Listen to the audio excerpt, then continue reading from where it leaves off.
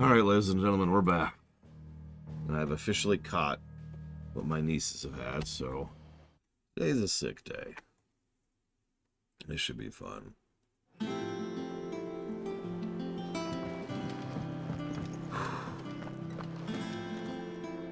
Dying. That's just a sore throat and like cold at the moment. Why does it keep saying there's something new here? There's nothing new. There's nothing new. See? Nothing new. There's nothing new. Go away. Go away. There's nothing new. Okay, we're okay. We're okay. No, why? Why would you do this? Oh god, there's nothing new. There's nothing new. Oh god. Oh god. 2 subs. Okay. Well, thank you very, very much, Noel. As always. And thank you, Narset. Very much. And thank you, Zastel the Keeper. Oh my god. Oh my god.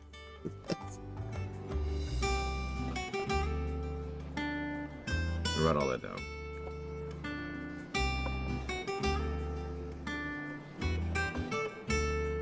Noel didn't put it towards... You put it towards up to 3 things, Noel.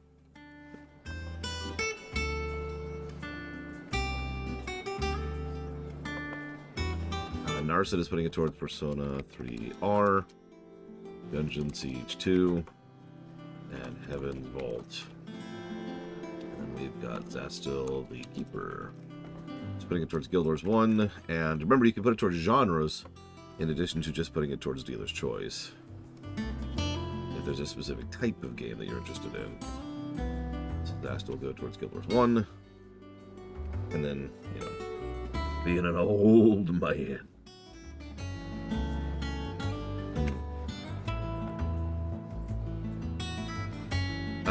Other than, you know, the continuing efforts of WoW and FF14, yes, you're and that's probably going to stay that way for a while at the moment.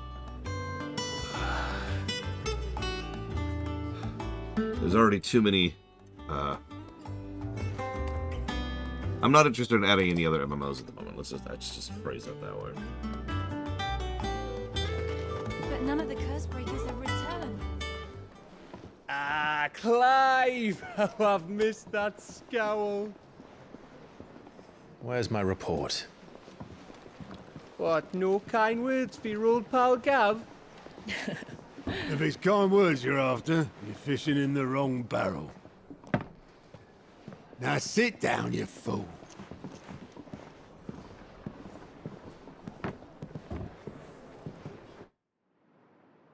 So, you remember how quick the Empire was to occupy the Dominion after the fall of Drake's head?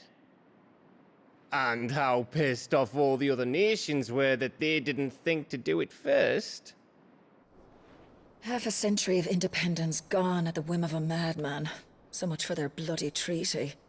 Clearly, the promise of unblighted land and the world's supply of crystals was too much for his radiance to resist. Also, I just want to rehash. I'm sorry to keep pointing this out. I still haven't 100% decided how many negatives the 5-year skip is getting. Because they keep doing stupid things with it. Like, they haven't stopped irritating me with the 5-year gap yet. They're talking about stuff right now that happened 5 years ago.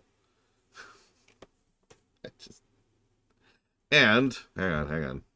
Now the Republic's finally decided to follow suit, using liberation as an excuse to declare war on Sambrek. 5 years later. Lined up right outside the Dominion's gates as we speak, looking to starve the Imperials into submission. And now all eyes are on the Strait of Author. I was talking about this last night, because obviously some kind of time gap was warranted, right? Like, I think we all agree with that. You needed time for them to leave the hideout, need time for them to find a new hideout, and a time for, like, troop movements to happen, and some basic stuff like that. But 5 years is a colossal chunk of time. For just a moment, do me a favor and think about 2019 for a moment. And I don't know about you all, but I was living 2 places ago in 2019. And Like, you know what? I don't want to go down the full list because some of that's private, but like the sheer quantity of things that have changed in my life just in the last 5 years is gargantuan. I mean, none of the rewrites had even come out yet at that point. We hadn't even hit the Oblivion line 5 years ago for a bit of perspective, so we were still solidifying what the very review system is. Yeah, Rise of Skywalker came out 5 years ago. And yeah, that's another thing. Jill and Clive's relationship hasn't moved forward in 5 years. Just, what? And that's the problem. The problem isn't the time skip. The problem is, A, they're not acting like it's a time skip, and B, the length of the time skip is just something they haven't thought about. And yeah, I know the argument, Bladeful. I'm sorry, I don't agree. I'm sorry. I've studied too much medieval warfare to not look at this and say, yeah, no, they're probably just going to sit there for 5 years and do nothing. But you're absolutely right. Obviously, it makes perfect sense that two people who clearly love each other and are close to each other wouldn't have any development of the relationship in 5 years of living together. No, I'm sorry. It doesn't work. Hang on. Noel told me when he wanted to put this towards. Let me scroll up for a second. So that's going towards... Hang on. Breath of Fire 4. Dragon Quest 7. And DBZ Kakarot. Okay, there we go. Got it. Didn't want to lose it. Yeah, where's their child? Which they probably have by now. Moving on. So Witcher Signs wonders where the near replicant run is. Actually, it is there. In fact, it's about to be pulled out of the frozen list. So anytime... I'll go and explain this simply. Alright, you know what? That's fair, Bleachful. I do apologize. What I should probably do is I'll just go ahead and give it the triple negative, because it's terrible, and move on with it. Yeah, so we'll just call this a triple. I'll stop debating it.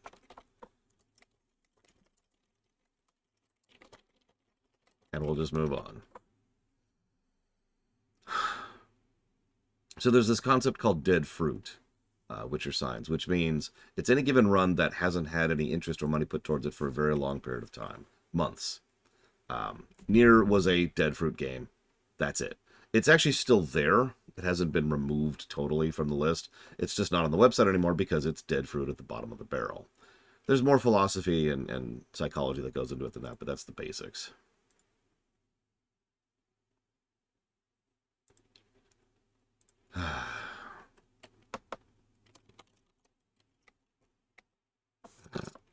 Lol, Rax. Rax says he's putting this towards a good Final Fantasy and not all of this trash.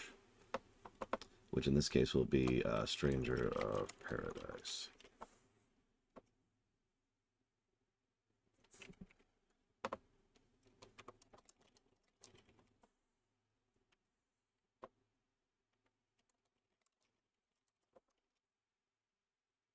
And Near Replicant.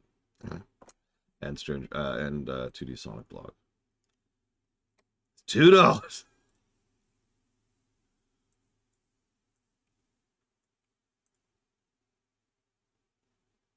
Now, hang on. So Witcher Science says none of their donations are there. I don't suppose you remember how you donated. Witcher Sign. Okay, nothing there. So at the very least, you haven't donated in the last year and a half. Let's see if it's here. Nope. I have 0 donations from you ever, Witcher Signs. So do you know how you donated?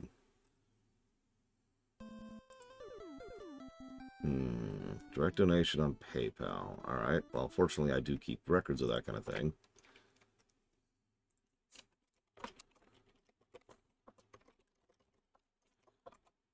Ow! Why is everyone donating this morning? I'm sick, I'm tired, I'm in pain, and everyone's like, here, have some friggin' money. God damn it. Thank you, Warpcore.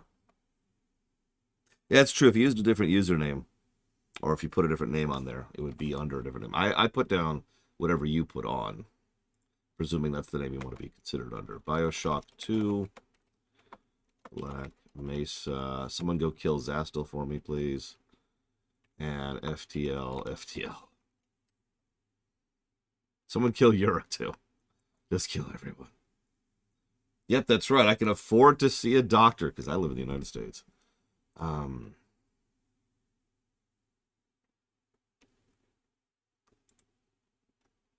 Okay, hang on.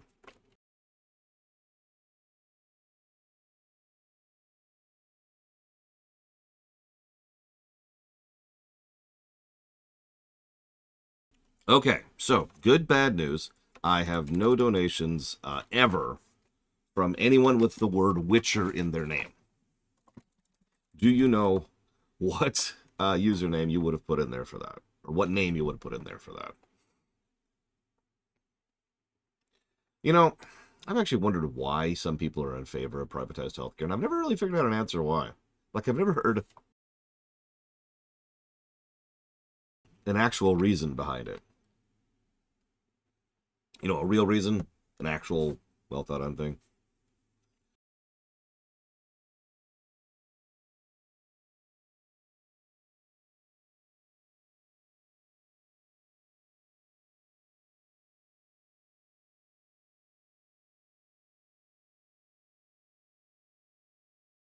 Okay, Butcher Science. Get back to me on that, because, yeah, I keep records. And I don't see anything.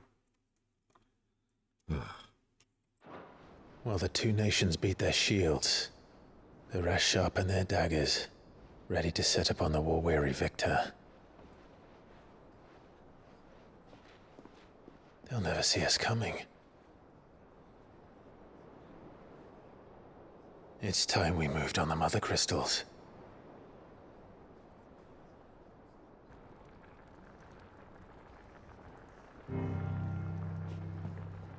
Four mother crystals remain in Storm and Ash. Drake's Breath near Ironhome. Drake's Fang in Dhalmekia. Drake's Spine in Waloed. And Drake's Tail here in the Crystalline Dominion. With the bulk of the Republican army marching to Twinside, Drake's Fang will be left exposed. That is exactly the move Kupka would anticipate. And if there is anything these past 5 years have taught us, is that he loves his traps. There is one place, however, where nobody will be expecting us to go. Drake's Breath. There's a shitload of sea between us and it, and I've never been much of a swimmer. I have an acquaintance in Port Isolde who may be able to help. Who's that then? My uncle, Byron Rossfield. Lord Byron Rossfield of the Seven High Houses, the trade magnate with holdings in over 100 cities. Wait, Rossfield. And you're a Rossfield, of course. My uncle's name gave him his start in the world, but it was his acumen which earned him his fortune, along with a handsome fleet of ships. Well, it's settled then. What are we waiting for, eh? Huh?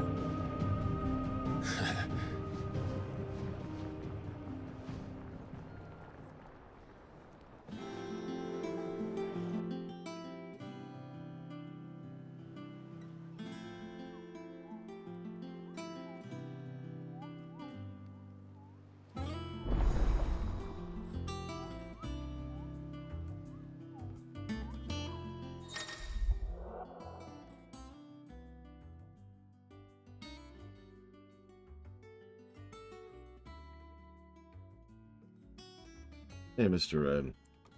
Thank you for being part of the show, as always. If it makes you feel any better, we're probably going to do, let's say, most of the side quests. Cyberpunk, Axiom Verge, and Imposter Factory. Oh my god, what is going on today? I apologize to my VOD dwellers.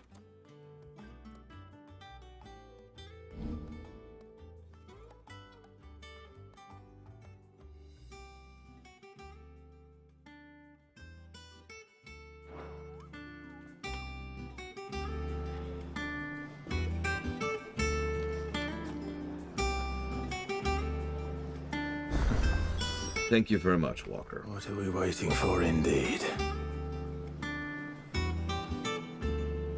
Always appreciate. I know, Von Falkenstein, but then again, I set aside quite a chunk of time for this game for a reason.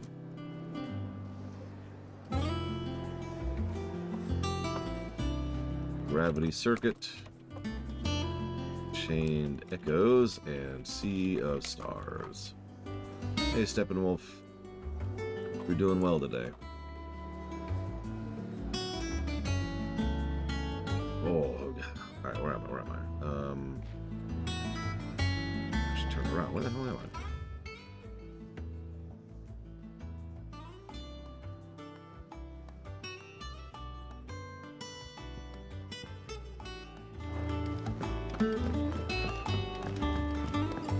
I hear there's trouble in Rosaria. No. I swore I wouldn't talk about the 5-year thing again, and I am a man of my word. Although, I suppose a quick and easy answer is the word montage. Arthur's all right. Yep. But yeah, also 1 year would have been perfectly acceptable.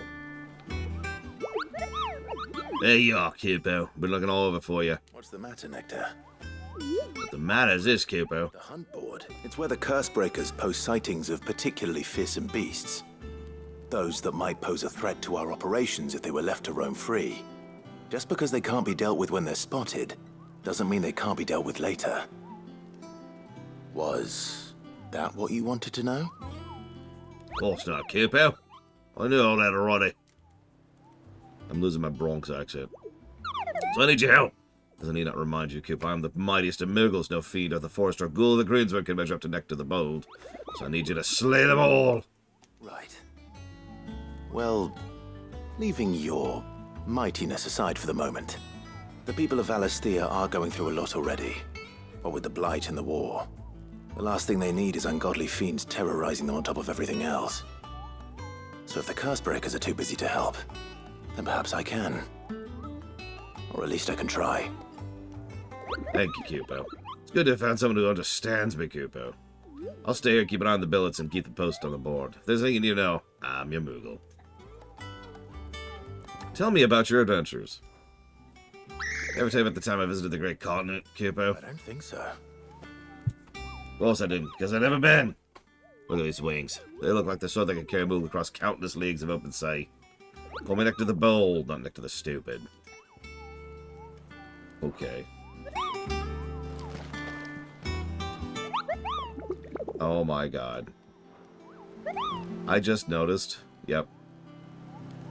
The icon for the hunt board, the icon over his head, is the, I can't even think what it's called. It's the first hunt in FF12. The tomato thing.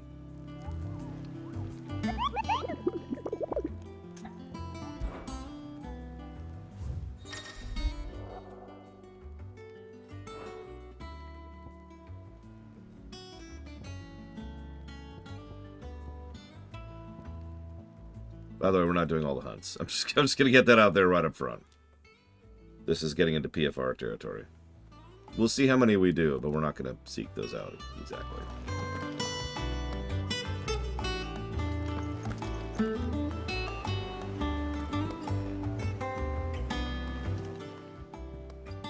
Oh, Clive! Welcome to the Patron's Whisper. The Patron's Whisper? Does that mean someone else is taking care of our friend's donations?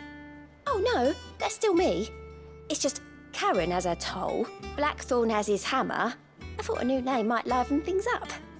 I still catalogue every item that arrives, in addition to setting aside those tokens of appreciation the sender has specified are to be presented to you personally. Would you like to see if we have any?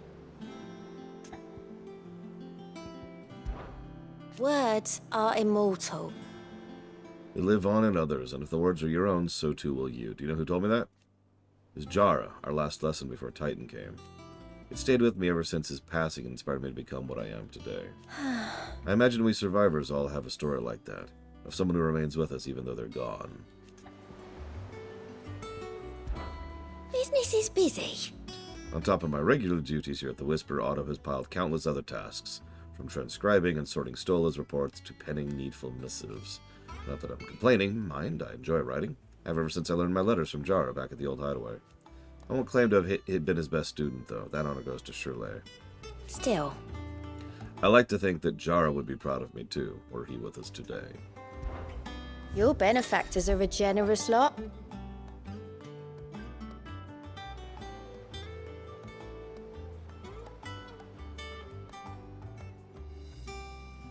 Okay, that's what I thought.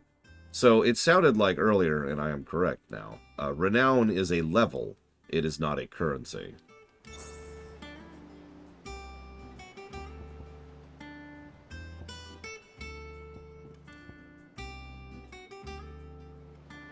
Your merry band of outlaws and its dashing deeds of daring do are all the talk amongst the ladies of the court.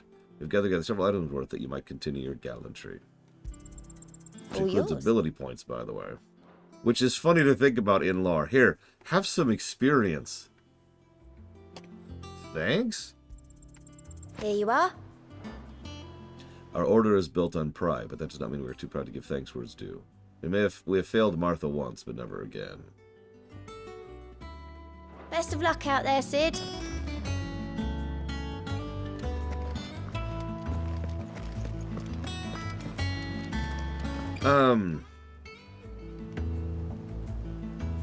Ryman was asking about jumping into the Final Fantasies. There's arguably never been a better time to jump into the Final Fantasies than right now, and I actually mean that with sincerity. As of this moment in time, you have readily accessible and easy to procure copies of FF1, 2, 3, 4, 5, and 6, all of which are on multiple consoles, and the PC. Then you have FF7, which is actually ironically a little bit harder to get a hold of, but you can still get that on the PC, not a great port, but it's there. 8, which is on almost everything. 9, which is on almost everything. 10, which is a remaster on almost everything. 10.2, ditto. 12, ditto. 13 has a acceptable port on the PC, and it's on Xbox and PS3. Same with 13.2, same with 13.3. 14 is its own thing. 15 is on PC and consoles, and 16 is on PC and consoles. Then there's 7R1 and 7R2, one of which is on PC and the other which is coming to PC. And Stranger of Paradise, I'm pretty sure, is also multi-platform. Correct me if I'm wrong on that. So, yeah, no, this is a really, really good time to be able to jump in. Oh, and by the way, the Thanksgiving sale on Steam is just like about a month away. So if you feel like waiting a month, there are a couple of asterisks there. I think, hang on, let me double check something really quick. But I'm pretty sure Tactics is kind of frustrating to get a hold of right now.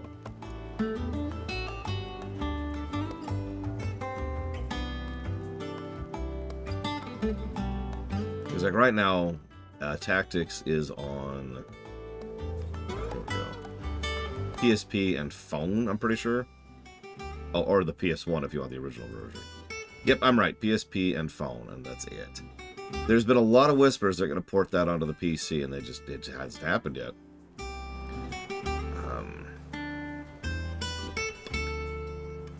And there's a few other Gaiden games, which I'm not going to go into. But yeah, that's where we're at. Now, if you're asking for a specific game you want to jump in to see if you like Final Fantasy, I will give the pre-baked answer of playing Final Fantasy IV. Either the Pixel Remaster version on Steam or the 3D version also on Steam. God, I hope so, Noel, but who knows at this point. What am I doing?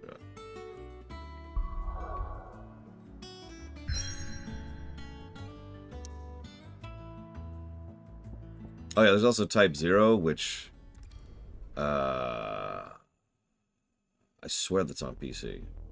Someone double check me on that. Because I'm almost positive the PC version is what we played for the lore run. Do you think it was wise to leave, Gav? He didn't seem pleased. I needed his eyes and nose in Dhalmekia. I'm not about to let Kupka take us unawares. Besides, he has a knack for that sort of thing. That he does. And wasn't it Sid who said that matters such as these are best left to dominance? especially should one of his beloved opportunities to grow and change present itself.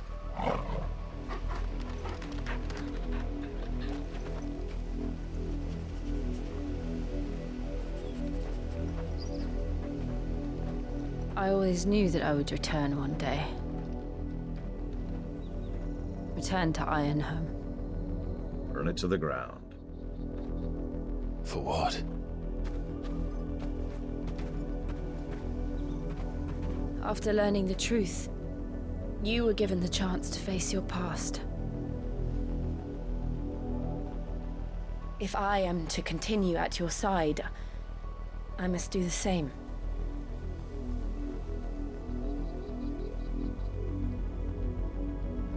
We will face it together then. To the end.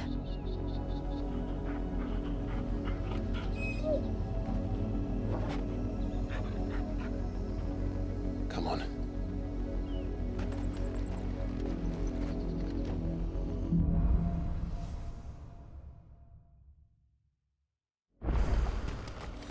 How far do you think your mother's reach extends? Will we find the same tragedy in the south as we did at Martha's Rest? More than likely. Which is why we should hurry. There are still many settlements between here and Port Isolde. We visit as many as we can and hear their stories. Starting with the village of Amber. She certainly started talking a lot more. Which is nice.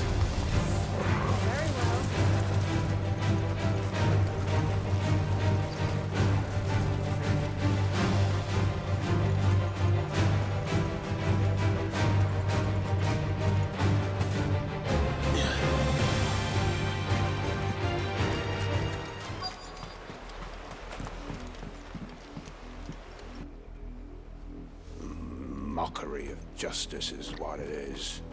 Lord Elwyn would never have stood for this. Quiet, you! I think we're loyalists. Jill, look.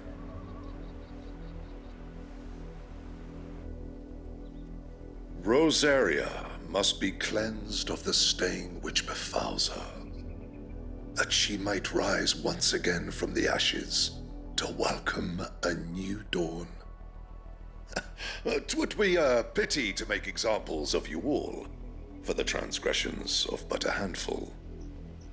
Of course, your lordship. You shall have our full cooperation.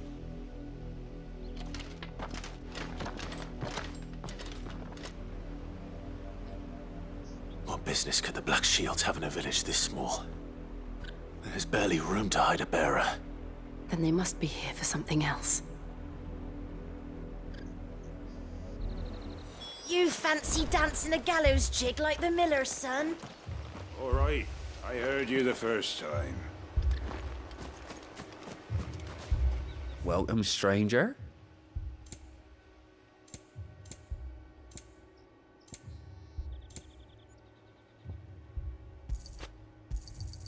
Much obliged.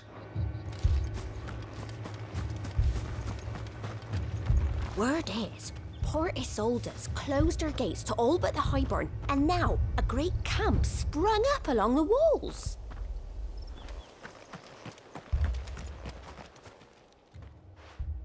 You seen him, didn't you? I'm sorry. The Black Shields. Just now. You seen them, didn't you? At least I think they was the Black Shields. Can't say I ever saw one before.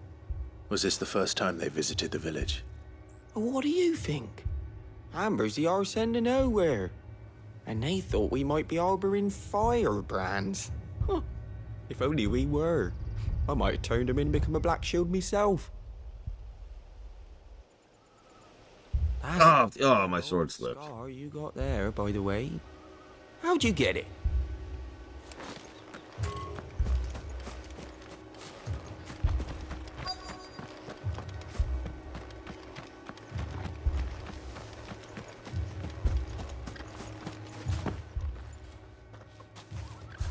Excuse me, but what was all that about earlier? You haven't heard? Someone's been stirring up trouble.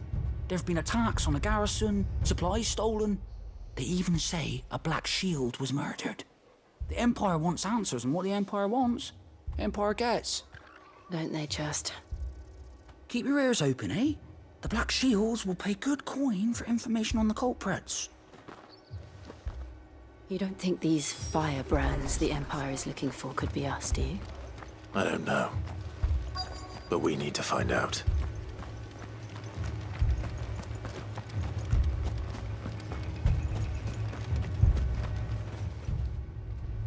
Greetings, friend. We are travelers. I know that. What do you want?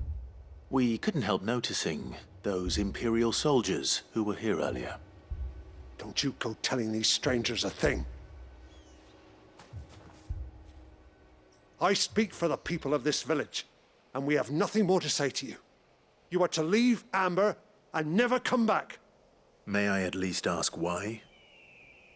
I don't know who you are or what brings you here, but your presence puts us all in grave danger. The Empire is a harsh master. Its demands are great, and its justice swift. But as long as we keep our heads down and pay our tributes, we are left alone. Some might call it submission. But if it will spare my people the Viceroy's wrath, then I will gladly submit. This village will not become another East Pool. Then we shall be on our way.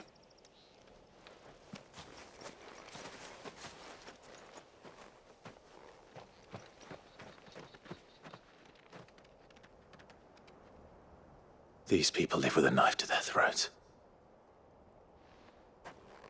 In the mistaken belief that if they cooperate, my mother will show them mercy. Obedience bought with fear. Are you all right? Sorry, It's nothing. We still don't know who the Black Shields are looking for. Well, whoever they are, the Imperials deem them worth pursuing to the back of beyond. But other than Martha, who else in Rosari would have the courage to stand against the Empire? A new ally would certainly be welcome. Can we find them before the Imperials do? Perhaps the next village will yield more answers. Perhaps. Narrator. It did not yield more answers.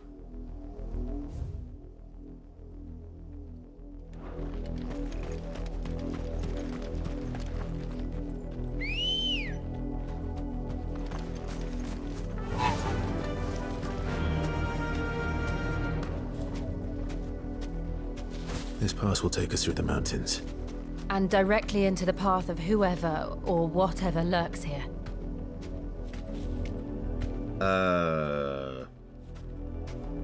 No, Hira. Why are Fallen here?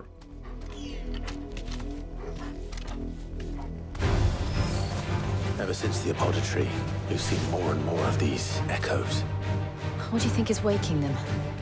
The Mother Crystal's collapse? I have an idea. You're not going to like it.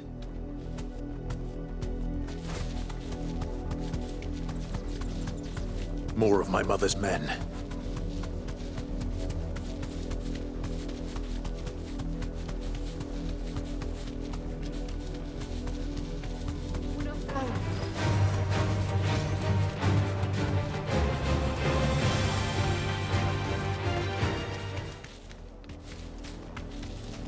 No, I'm just...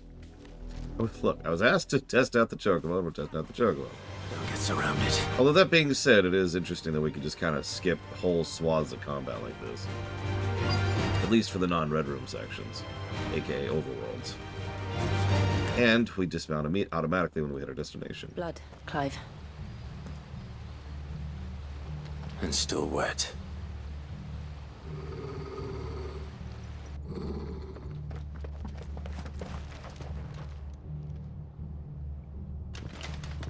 You were told to stay in your homes.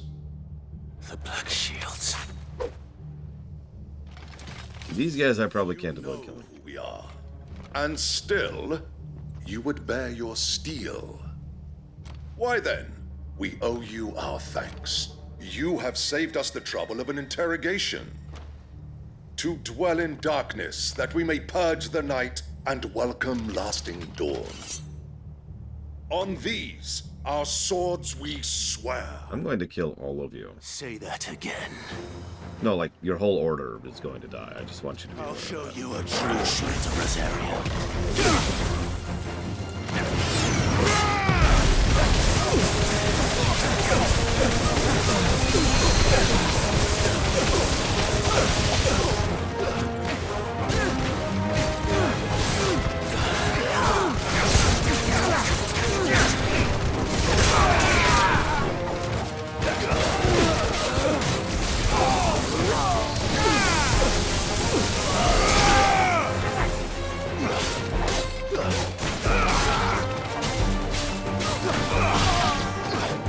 Sure, give me the exact date which your designs, because again, I keep timestamped records.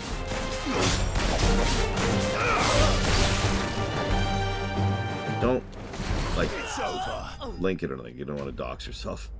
Just give me the times, you know, type out the time, and I'll work with that.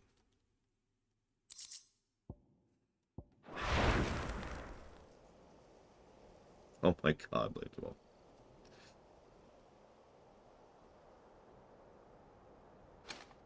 Tell me what I want and the end will be swift.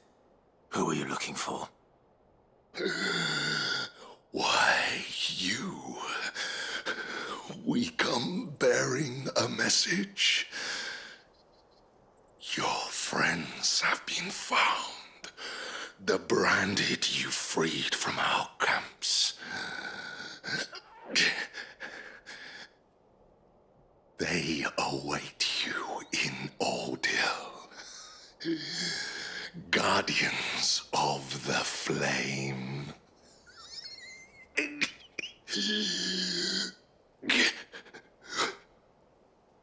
Those are Old Hill's gates. Then we hurry.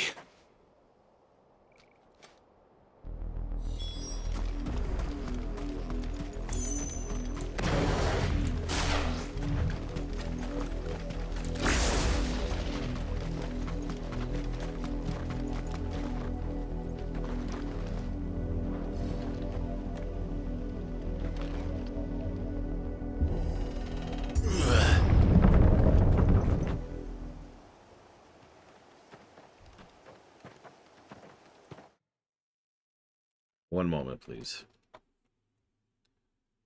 Okay.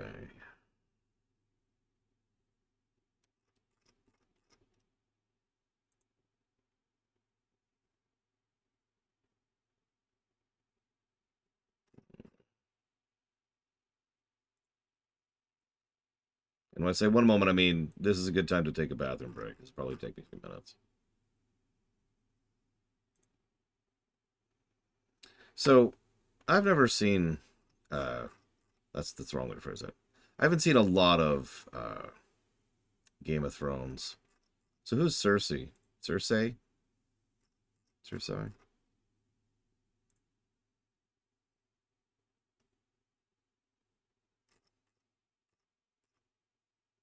I mean, I know who Joffrey is, because he's just the worst. But I have nothing in my head for Cersei. Whatever her damn name is.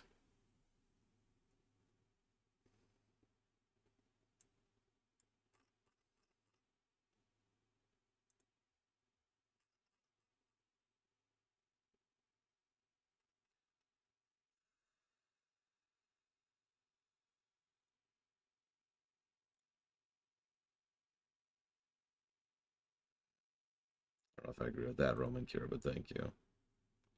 Here we go. Okay. That's not what I need. Sorry, hang on. Caused half the problems the book shows. That does sound a lot like Annabella. I'm not gonna lie.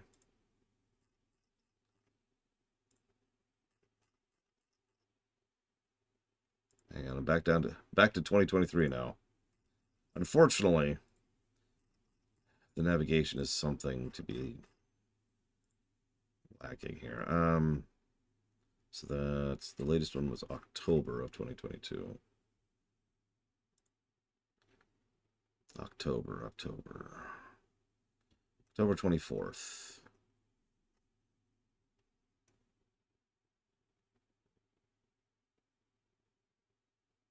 Bunch of donations on that day.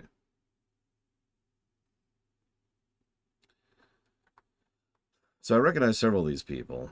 So the only people I don't recognize on that day who donated are Daddy Kratos, Anon, who didn't put it towards anything. And that's it. Let's go back to June.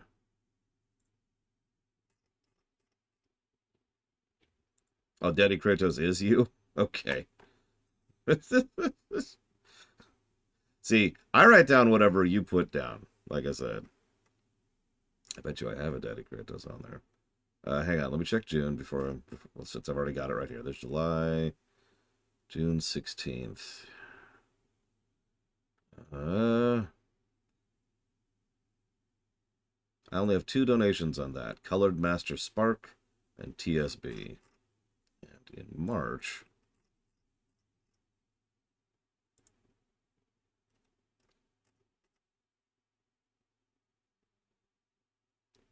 March 29th, I have a Jon Snow and a Savacom.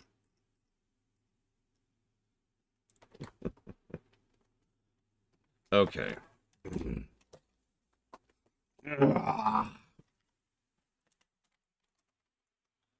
Now that I've got 3 separate names.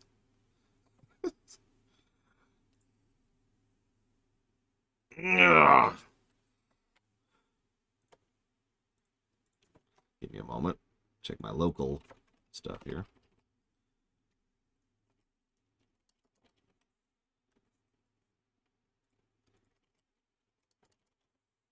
There it is, Jon Snow.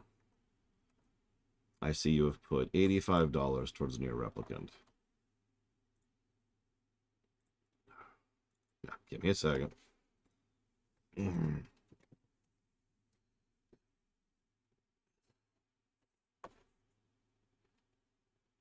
Hey, Huthor. I'm going to do one last double check because I'm going to do my due diligence here. This is my job. I apologize once again to the VOD dwellers, but I want to track this kind of thing down. This is why I keep these kind of records. This is also why I always recommend someone hit refresh when they set up like a sub or whatever, and they don't hit that button that shares it. Because if you don't hit that button that shares it, I don't have that timestamp. And so 3 years from now, I can't go back and see those. When did Valerian donate?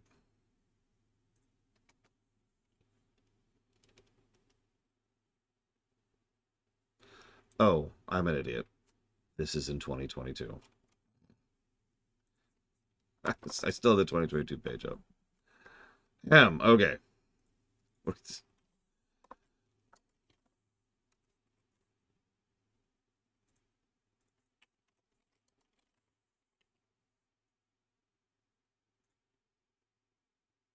Okay, yep, I see what happened. That's an easy copy paste because I've already got it all right here. And 85, like I said. Cool.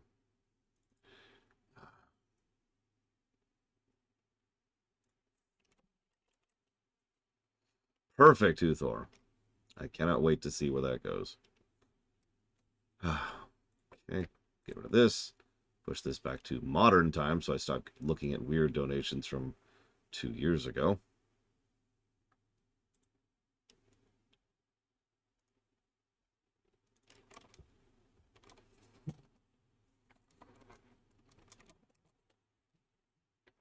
Oh, hang on.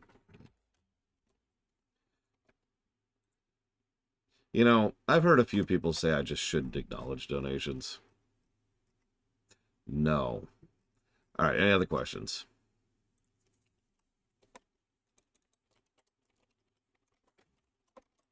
That's what most streamers do. They do a quick thank you, or they do the most insincere sounding thank you. Have you ever heard that? It's actually kind of terrifying to listen to.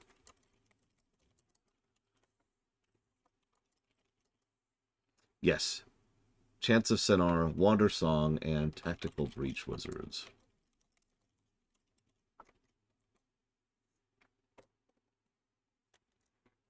Also true, Rex.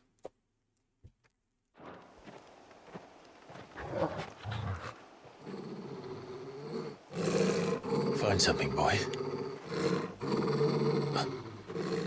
Death.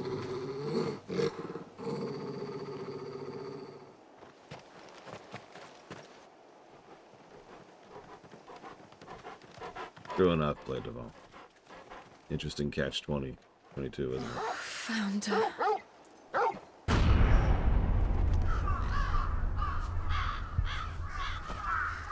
So, Cersei, you say?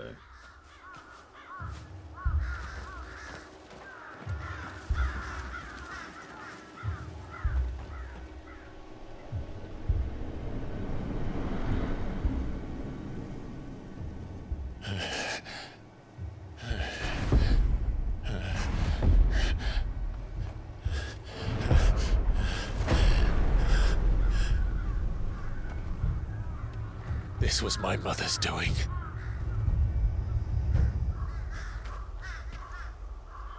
But why? Why would anyone... I don't know. I never truly understood her. But this... Oh, Clive.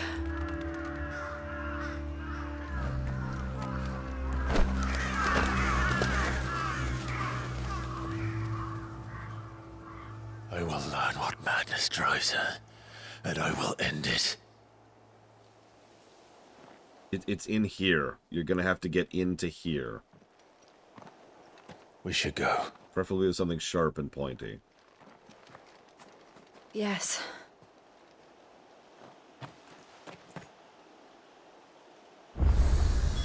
We can't leave them here like this. We won't. But if the Black Shields have made it this far south, they may already be in Port Isolde.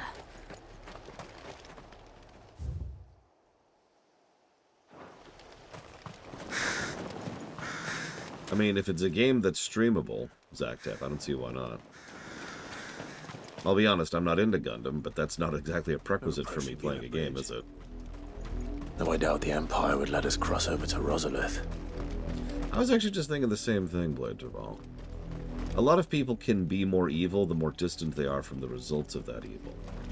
Not everyone can stare at death and actually just shrug it off.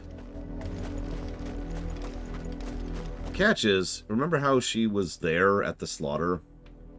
You know, at Phoenix Gate, while they were just stabbing the people?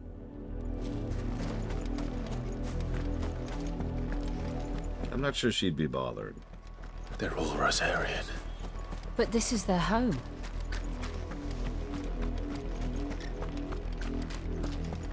Don't go thinking you'll find refuge in the houses outside Port Isolde.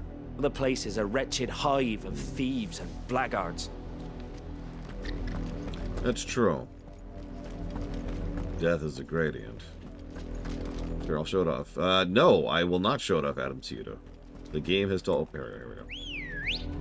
I'll show it off again. Ready, go? Faster! Time to fight.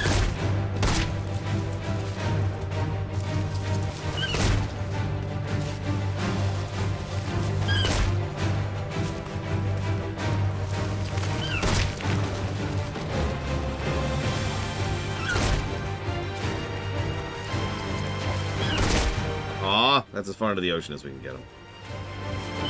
Oh, he actually grayed out when he leashed. That's funny. Okay, anyways, let's stop. Thanks, Cal.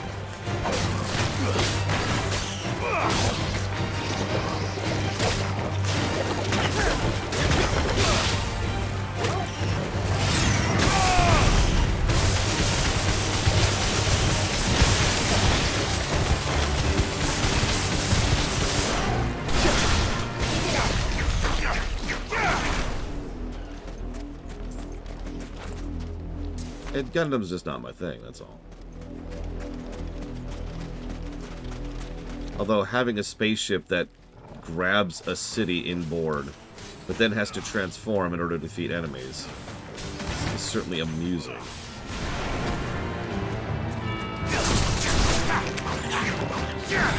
Yeah, I noticed Annabelle has almost completely left the narrative, despite being an influence we keep feeling. I'm not against that, but it's not what I would do if I was writing this. Usually, when you want to have that kind of negative character reinforcement, you want to do so with someone who either doesn't have much character, like, say, Sauron, or is more of a large-scale threat, right? And then you want someone more personable to be the face villain, right? A good example of this is in Dragon Age Origins. You've got the Archdemon, which is arguably the actual villain of the game, which has almost no screen time, but you're constantly feeling its presence.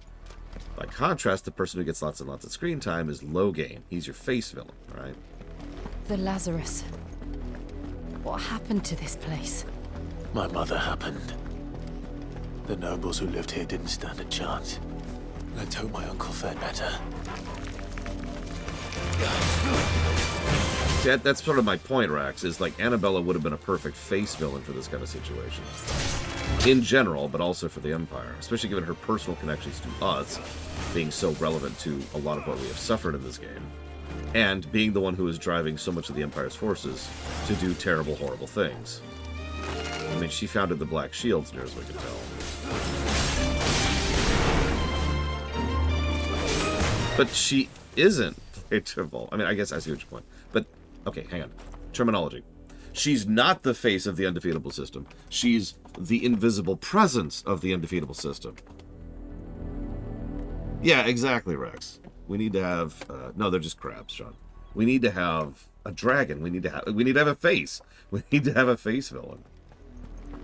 We actually had a face villain for a while there, if you were paying attention. Then we killed her. That's the main gate. And we haven't had one since then. Barnabas has barely had any presence. Goopka, or Loopka, or whatever stupid... Titan just re-entered the narrative. I'm not talking about Skip. And, like, the Emperor has had one scene. Dion has had one scene. And I struggle to think of anybody else. Let us pass! My children are starving! Have mercy!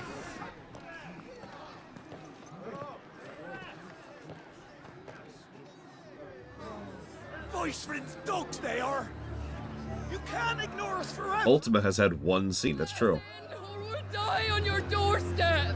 Better out there than in here! More than enough Fuck off! Hang the chinless bastards! Those crystals belong to us all! I said, where were you, filth? Back to your sties! Cut you down where you stand! Destroy it!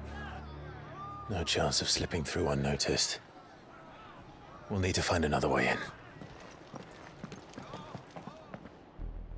I mean, so far the answer is a fairly solid no, Equalitas.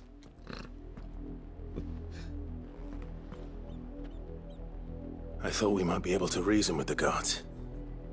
Or at least bribe them. I suspect everyone in that crowd thought the same. Was that the only way in? Officially, yes. Strictly speaking, no. My uncle once told me that the nobles had tunnels built, so that they could visit town without having to walk amongst the rabble. The Lazarus.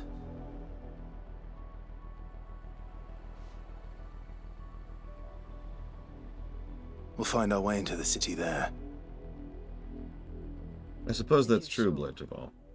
And the entire place looked abandoned. Do you think it's safe? As long as it is abandoned. What is the second most depressing FF game? The good news is we haven't This seen one. a single black shield since Old Hill. Maybe they found who they were looking for.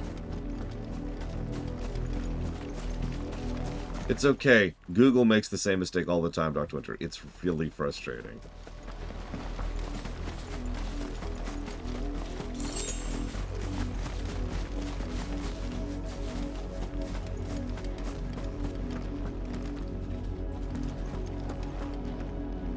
FF10's a weird one.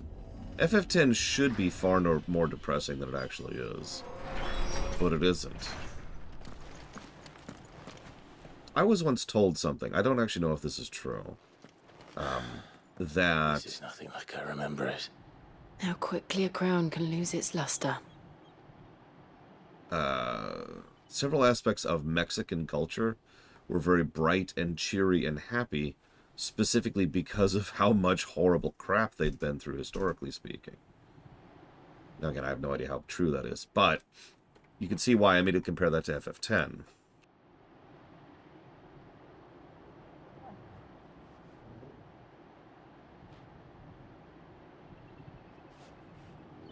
Excuse me. Because yeah, FF10 is certainly a very somber, melancholy game, but at the same time it is also bright and cheery and happy. A lot of pushing up against the tide. Probably at least in part because we're playing as Titus, someone totally alien to the otherwise very, very dark and despairing setting.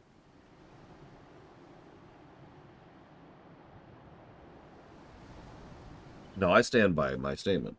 The second most depressing FF is this one.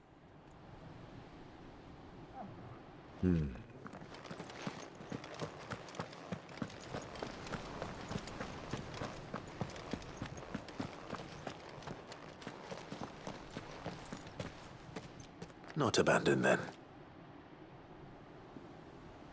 Oi! Visitors!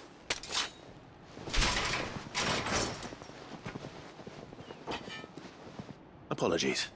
We'll show ourselves out.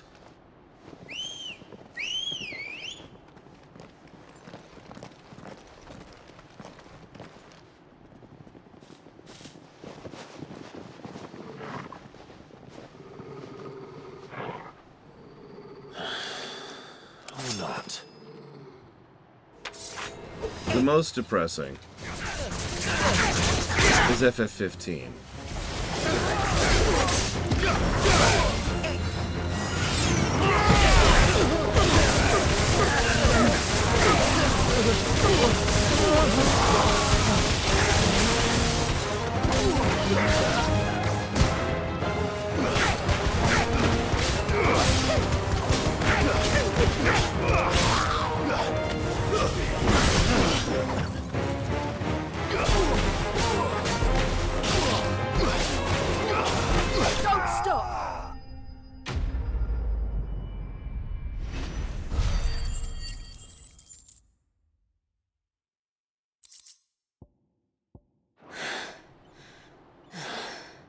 I've only ever seen one man fight like that. And he's long dead. Then perhaps it's time you joined him. The blessing of the Phoenix. It can't be. I was there when you died. That cannot be Wade.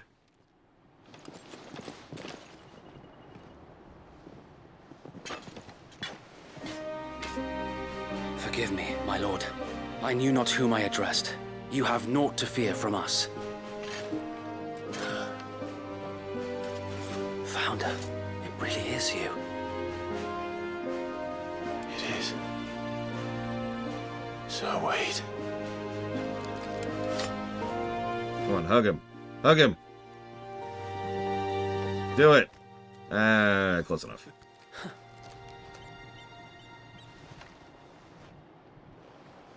We can speak inside.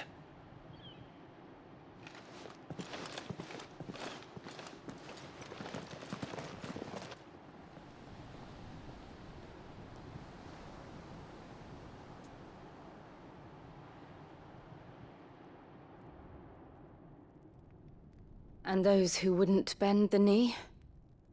We left before the Empire could make examples of us, though we didn't go far.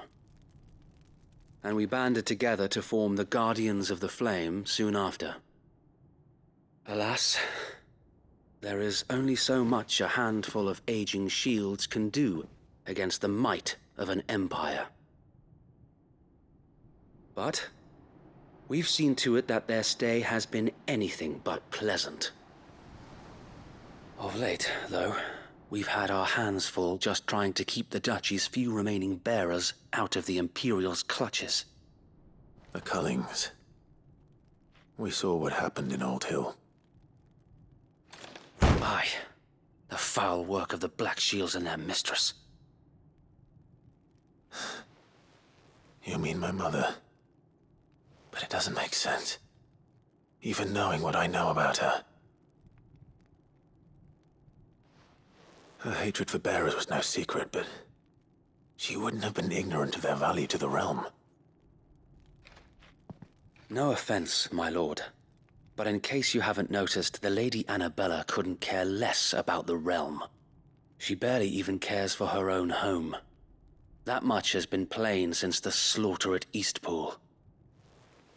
And, since granting the Holy Emperor a new heir, her obsession with bearers only seems to have grown. As to why, I don't know. Maybe she can't bear the thought of anyone having the power to challenge her beloved son. Her son. Sir Wade, the Black Shields have broken camp. They march in full force for Buick Bridge. Then so do we. Make ready.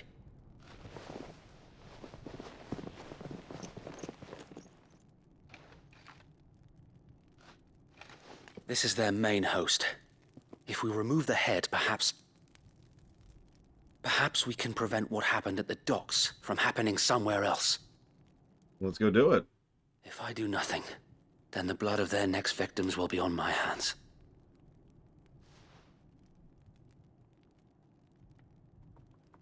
Yours and ours.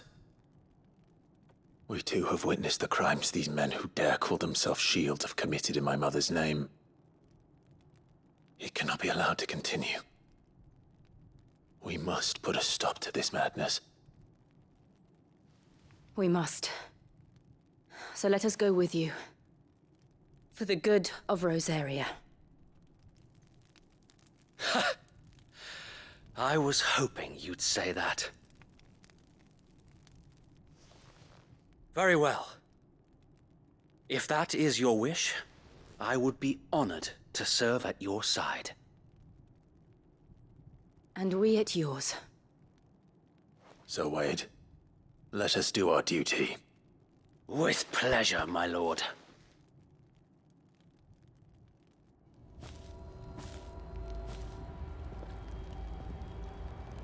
I imagine this endeavor will require more than just our wits. Then let's hope Sir Wade has a good quartermaster. This cannot continue. You're telling me that's the Archduke's son? In the flesh. Saw him once when I was your age. He had that same look in his eyes. The PC look. What is it you require? Oh, hey. God, that's such a small upgrade.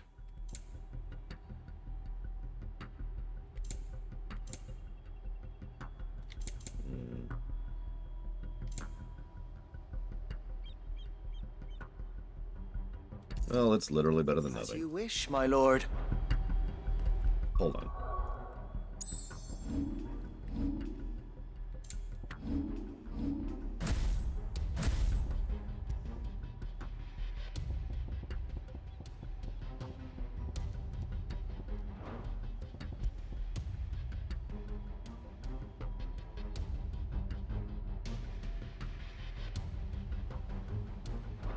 Okay, nope, I read that right. Tell us then, Sir Wade. What is your plan? Nothing fancy. You, Lady Jill and I make for Buick Bridge, and provoke the main host at their encampment. Sensing an opportunity to end the Guardians, the Black Shields will call for reinforcements, who will be met from the rear by parties of my brothers hidden throughout the surrounding hills. This will allow us to wage battle on the bridge without fear of being overwhelmed. While the Black Shields have an advantage in numbers, you see, they prefer to fight in small units, which we can use to our advantage. How small exactly? Small enough, now that I have you and Lady Jill for company. I doubt I could have done this on my own. But until we arrived, that was your plan. You haven't changed a bit. So Wade, the bearers from Old Hill have been laid to rest. Very good. Now make ready for battle. As you command.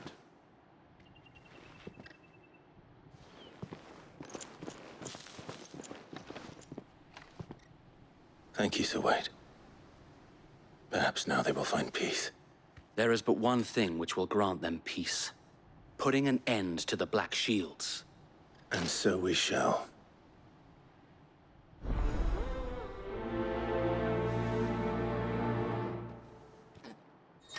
I'll keep an eye out for it, Aquilitus.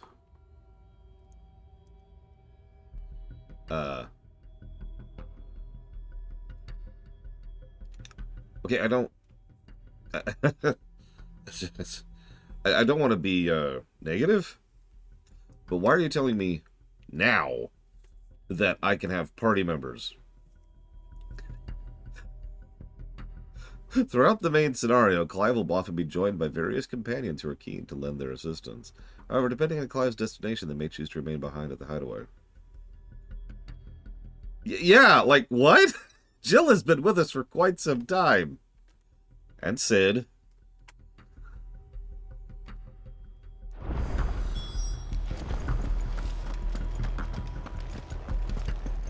Now we've got secondary party members. From the bridge. Don't you worry. Okay. This game is so confusing. Yeah, it's fast. It's just Blessing of the Phoenix go with you. How long have you been pursuing the Black Shields? Since they burned their first village. We tracked down the bastards responsible and fed their corpses to Stillwind. Suffice to say, that got their attention. It's been a game of cat and mouse ever since.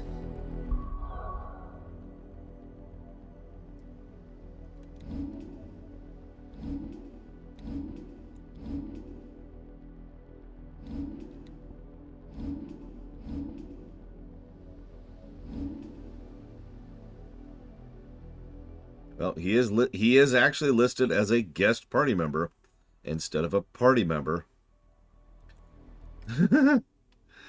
Okay. Favorite plot point introduced in WoW from WoW. There's a lot. I do love everything about the South Baron's quagmire, for example, during Cataclysm. And yeah, Lillian Voss is an excellent character arc in general, just across multiple expansions. I also love what they did with the second and third Lich Kings in general. But if I had to pick one thing, I would say it's everything to do with Raytheon and Sibelian and Dragonflight.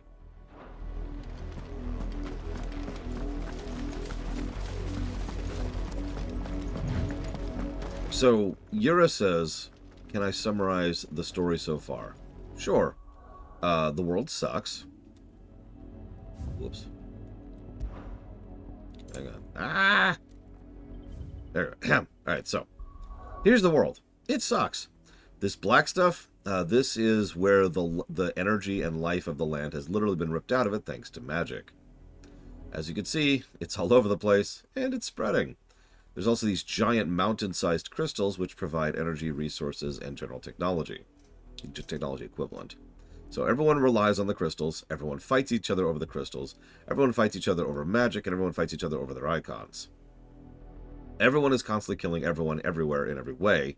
So it's kind of like the 100 Years' War, but also worse in every way because the planet is literally dying around them at the same time. We're trying to stop that.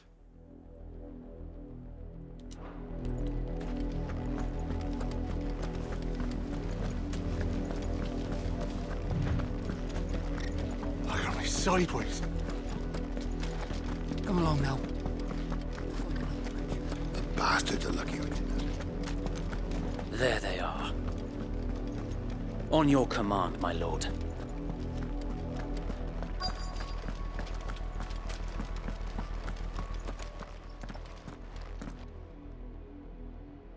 Howdy. I'm Flowey. What is it now? I told you! We bear a message for the Vicereine. From the Guardians of the Flame. Ha! You presume to tell us that a pair of filthy vagabonds, a woman and a dog, could guard aught against the might of the Black Shields. Then come! Die along with your flame! Okay. For Azaria! For Azaria! Wife sounds angry there. Your petty revolution ends here. On these our swords we swear.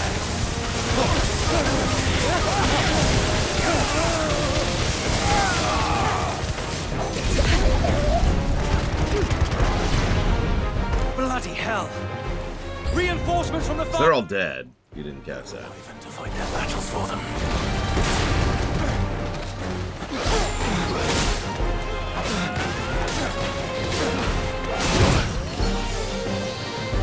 Okay.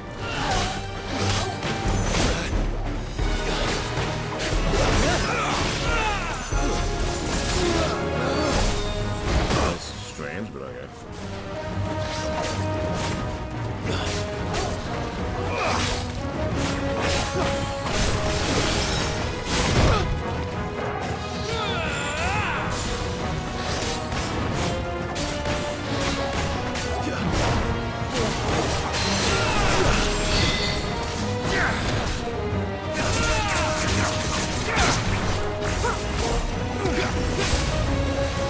More dragons. Worms. The Imperials aren't taking any chances. I can't say I'm flattered.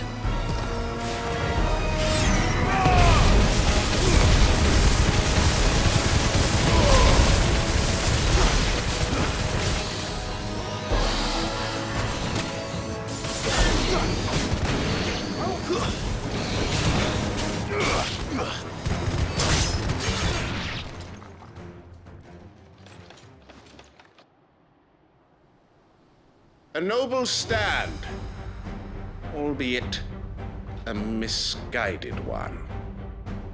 In taking it, you have but proven our point. That you need to that die? This land is in dire need of cleansing. Oh, you do agree. That's funny.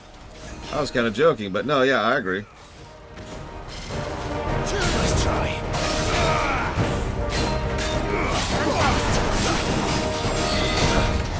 Unfortunately, I prefer something more sanitary, but your blood is going to have to do. Sorry about that. Nice try.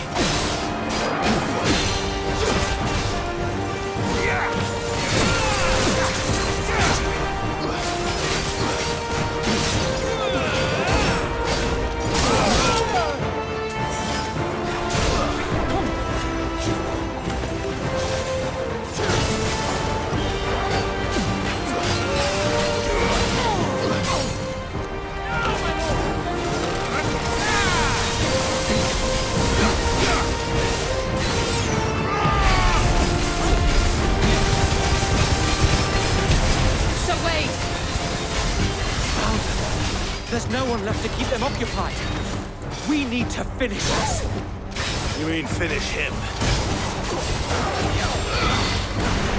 The armor does look pretty cool, I'll give you that. Bad guy's always got a bad guy. That goes back a ways.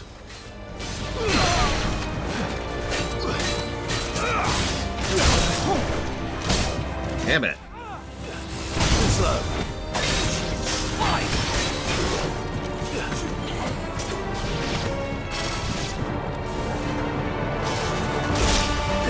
That's better.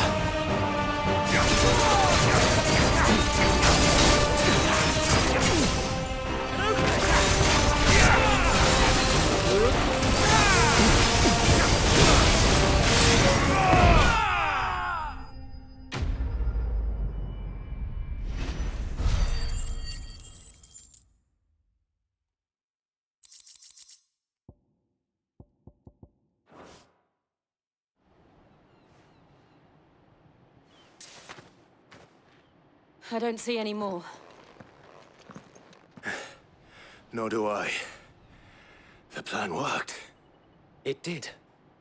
It bloody worked. We sent every last one of the rotten bastards straight to the mud. My, Lord, perhaps this will be enough to stop the Cullings. For the time being, at least. Perhaps. Though I doubt my mother will take this loss well. She'll move swiftly to see her minions' ranks replenished. And then it will all begin again. Actually, I was thinking about that. Not to be bloodthirsty, but wouldn't it be one of the better outcomes to go ahead and constantly kill Black Shields every time they pop up? At first, that's going to be a problem, but eventually it's going to reach the point where they're going to start having trouble replenishing their numbers. Right? People are going to get more and more aware of exactly what happens when you become a Black Shield, and the pool of, shall we say, talented and quality people will start diminishing. Because you have to have three things in order to have one of these Black Shields party. We have to have someone who's willing to do it, so evil, or desperate. You have to have someone who's good at exactly what they do, so that they're actually worth the damn. And then you have to spend a fairly large amount of time and money on them, too. All three of these things are diminishing resources. So, yeah, maybe we really should just purge every Black Shield we see. Unless they surrender, of course. We'll let them live then. I often wonder if the nation we once knew is gone for good. Her fields rot. Her people starve. We battled to preserve the flame that was, but for every foe we fell, another springs up in its place.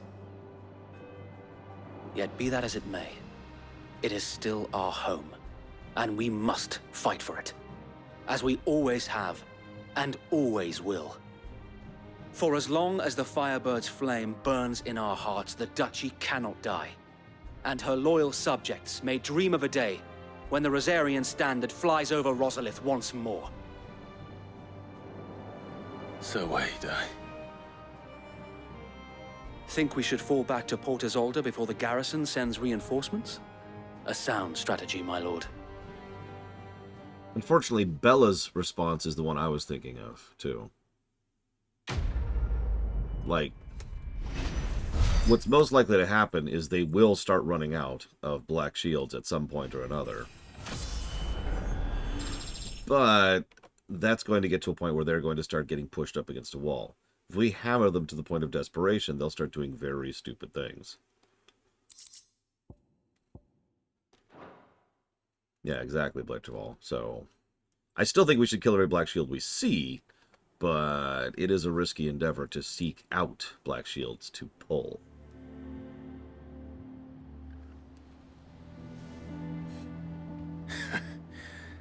And how long has my uncle been funding you and your comrades' endeavors? Since the beginning. Lord Byron was the first person I turned to after forming the Guardians. And had I known of this tunnel back then, I wouldn't almost have been hanged by the city guard for trying to sneak over the wall. I suppose a formal request for an audience would have appeared suspicious.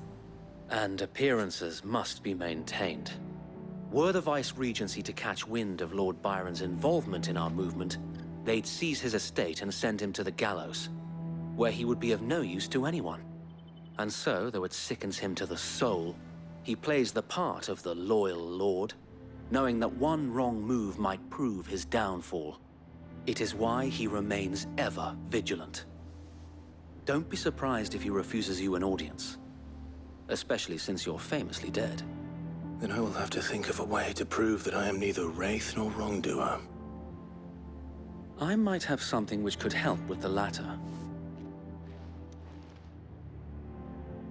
It's the mark of the Guardians. Display it, and they like that mechanic, don't they? Will know where your loyalties the Hanged lie. Man. That's the Chocobo. I shall wear it with pride. Be sure that you do. I don't want my men attacking you again. Unless you deserve it. If only Sir Tyler could have been here to see you.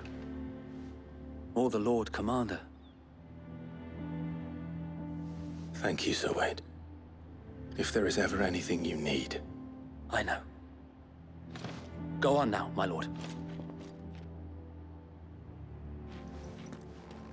I want to see these. I want there to actually be a sash, and like it slowly gets more badges as we go on.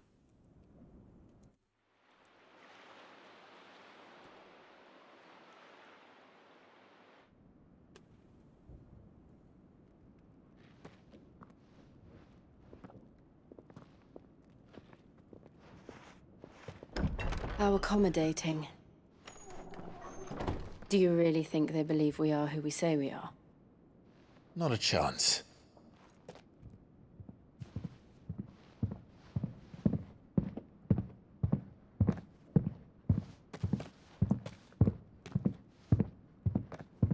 Right, I guess. My uncle believes we're imposters here to rob him. And means to string us up himself.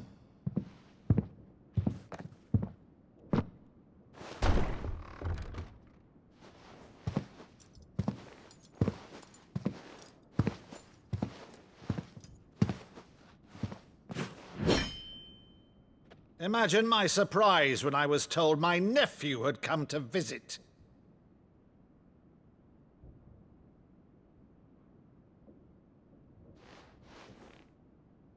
Clive Rossfield died long ago. And for uttering his name here, you shall pay with your tongue!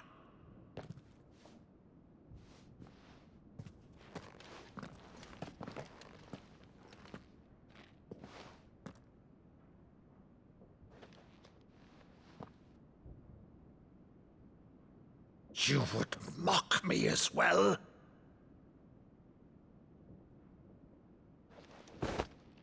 It is I, Sir Crandall of Camelot, loyal servant to her serene holiness, Saint Sybil the Unshod. Meadow, thou vile sorcerer, for thy crimes against church and crown, I shall have thy head.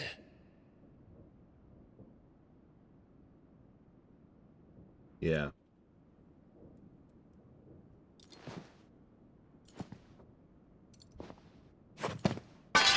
Curse thee, infectious flax wench.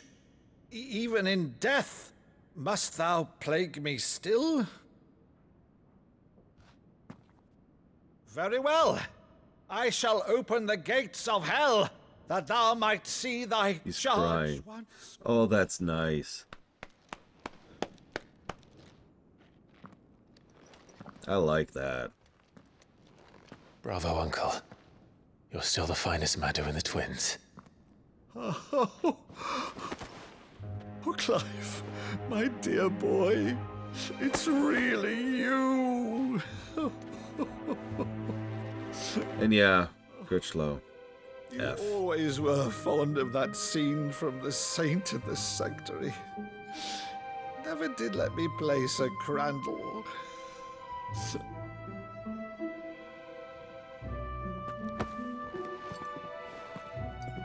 I have a favor to ask, Uncle Byron. Rutherford, inform the kitchens. There'll be guests. We dine immediately. But, Uncle... You can't very well regale me with the tale of your miraculous preservation on an empty stomach. Keep in mind, Byron's life probably sucks right now, too. So, put yourself into his headspace for just a second, right? You have to play lapdog to evil, murderous, barbarous people who, if you don't, your position could be lost in a moment's notice. You must put up with this indignity and ill in order to ensure that you are still retaining a position of prominence in order to be able to support who you can, in order to help whom you can. Failure to do this means completely losing all that support and being in an even worse state than you already are.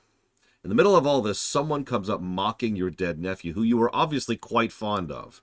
So now you're pissed on every level, and you come and it's like, all right, fine. You jackass. But no, it's actually not someone who's pretending to be your dead nephew. It actually is your nephew. That has got to be such a ray of sunshine to this guy. Holy crap. See that you use the good plates, Rutherford.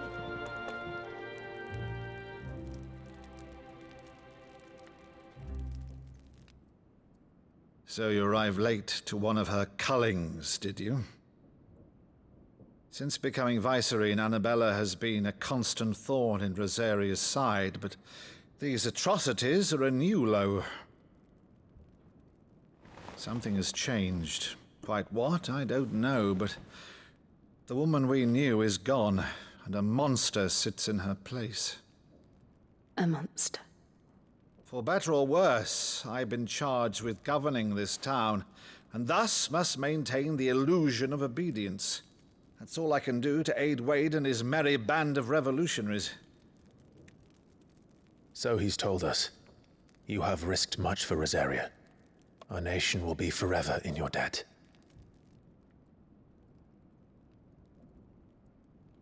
It has been 20 years, Clive. The nation your father and your forefathers fought to defend is no more. Perhaps it would be otherwise had I the courage of my brother.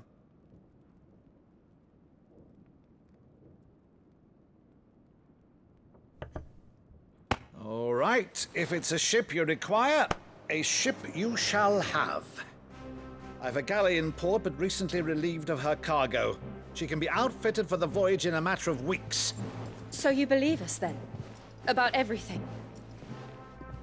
Get it right. Believe you? Ha! Only a fool would believe even half of the things you claim. But until tonight, only a fool would have believed my nephew still lived. And besides, I have it on good authority that Clive is telling the truth. Whose authority? Your own, of course. You've always been a terrible liar. That's true. Is that true? It's not untrue. Let's say no more about it, eh? It wouldn't do to linger on my nephew's greatest failing.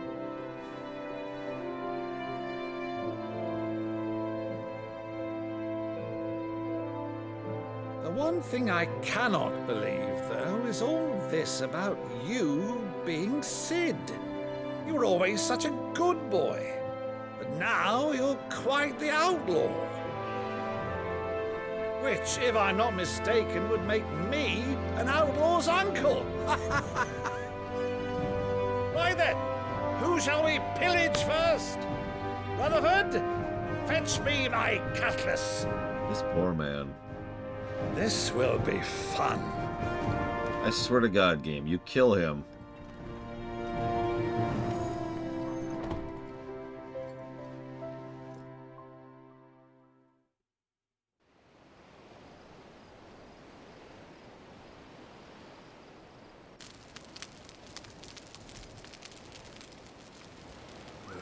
Over there.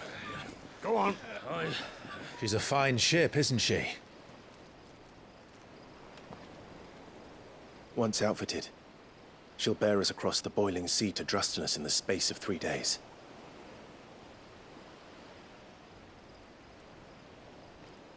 Something on your mind?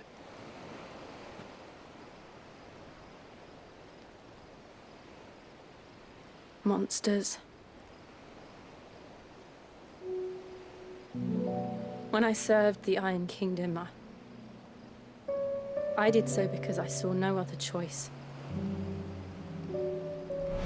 Because once they learned that the lash would not move me, they turned it on those who could.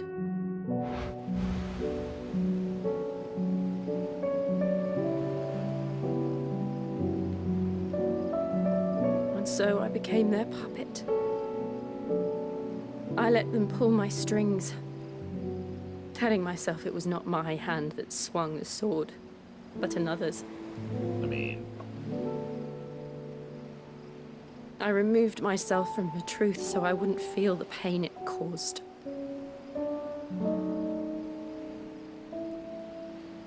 And before I knew it,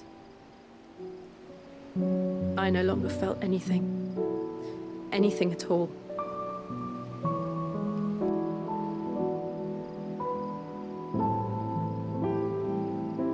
I had become a monster. Jill.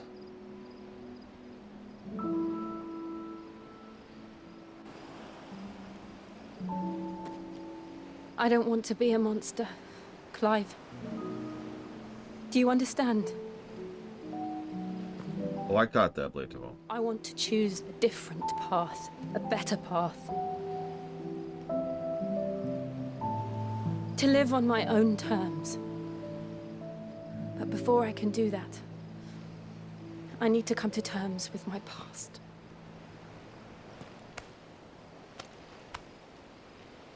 And when you do, I'll be standing there with you, just as you stood with me.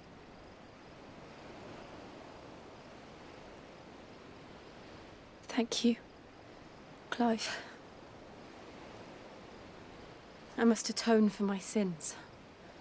Only then, when it's done, will the monster cease to be.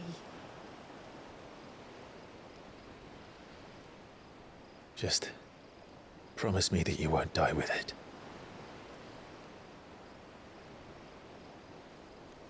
Now, let's get some sleep. The journey back to Benamir is long, and there is much to tell the others.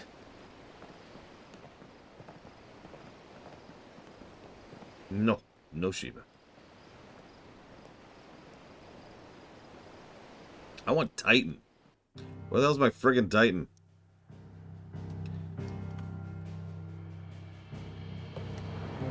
I want my block. At this point, I'm not even sure it's going to be useful. I'm too far into the game.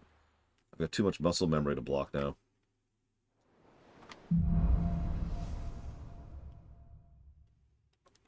Only the Founder knows what awaits us in the Iron Kingdom. But Vivian could probably make an educated guess. It will be over soon. One way or another.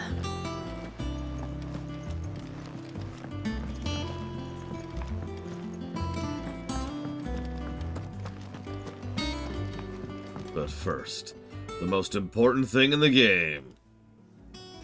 I didn't take you for a scholar, Ivan. Oh, this? Well, it's Valisthea, a culinary pilgrimage. I borrowed it from old tomes. Seems there's no creature in the realm so foul it can't be cooked up into something delicious. Think I'll stick to the unfoul ones, thanks. Oh, where's your sense of adventure, Sid? Honestly, one glance at these recipes, and even you would trade in your sword for a butcher's cleaver. From spit roasts to sweetmeats, this book has them all. What I wouldn't give to bring these recipes to life. If it's my blessing you're hoping for, then by all means. Well, I'm no hunter, Sid. The first ton of worm I came across would be the death of me. But you're made of sterner stuff. Would you help me resurrect one of these recipes? Something tells me you won't be taking no for an answer.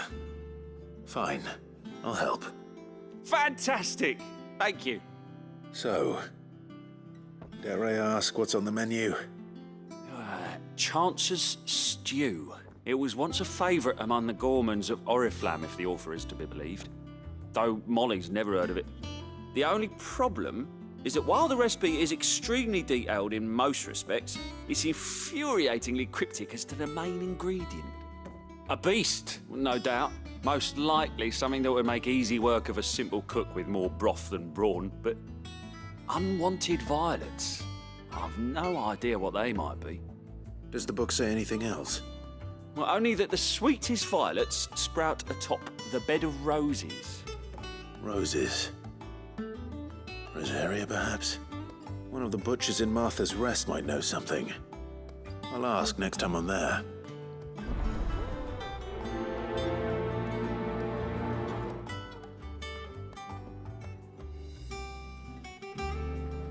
I've seen worse side quests. I've played it for 15 after all.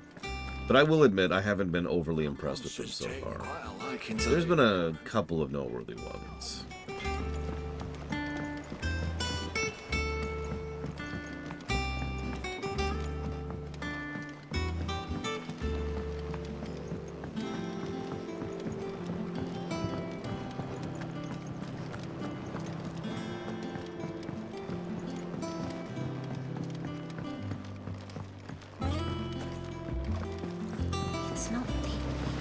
Long now, Martel. Sid, I was hoping to speak to you. Is everything all right? Oh, yeah, it's just, well, as you know, we've been trying to grow fruit down here. It's good to know that something of the old hideaway still lives on. Martel's pride and joy. It was a sapling when she rescued it from the rubble, but look at it now. All our hard work's finally paying off. I took it on, you see, after she died, and now the fruit's finally ready to eat. And not only is it ready, it's actually tasty. Sweet as you like, in fact. She bred the bitter right out of it. Impressive. And welcome news to more than a few, I'd say. I thought this first harvest could go to the curse breakers, on account of all they do for the hideaway. You couldn't take them some, could you? Seems better them coming from you. It'll be nice being the bearer of good news for a change. Oh, thank you. She always had a soft spot for that lot, see? And once they've had their share, I'll see to it that everyone else gets some. Here you go. Martell apples, they're called, in honor of her memory. You hear that, Martell? Today's finally the day.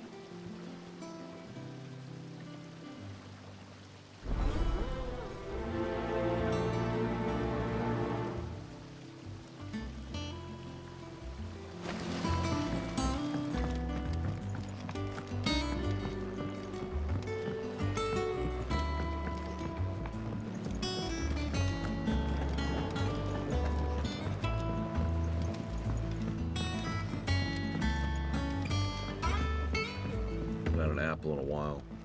I rather like nice, juicy apples, too. Hard to come by, though. Could this place be any more confusing? I'm lost half of the time. I'd take that over being found by the constables any day. Unless you want, what is it, Red Delicious? Did you even read it? The whole page, just like you said. I said fill it with words, not scribblings of Moogles.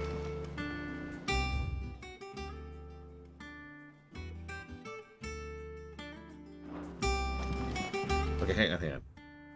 Farmer Otto keeps chocobos and antelopes. After 5 of his stock fell ill, he put them in his barn to rest.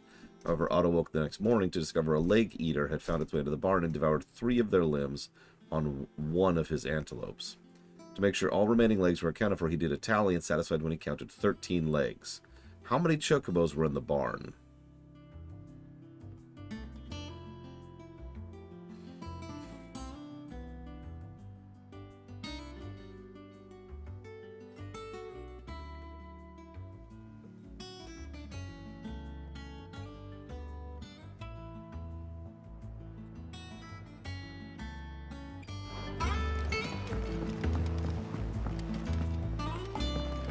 They're all delicious. There's many a man and maid who'd gladly welcome young Cole down there to their beds. Me? I only have eyes for goat. Now, there's a man I could get behind, though I'd rather have him behind me. Oh my god.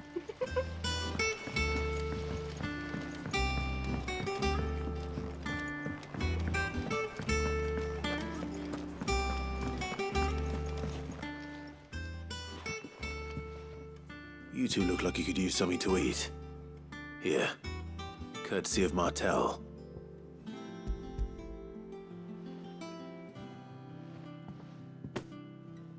Martell. Now, where have I heard that name before? Weren't she the girl from the Furrows? Course she was. An odd sort, that one. Loved plants more than people. Aye, and brave as a bane might. Remember when she ran back into the hideaway to collect them trees when Titan attacked? Wait. These aren't those apples, are they? Well, I'll be. She'd have been proud, and rightly so. Thank you, Sid.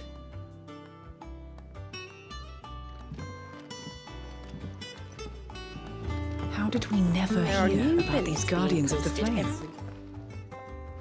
A gift from the backyard. For your service.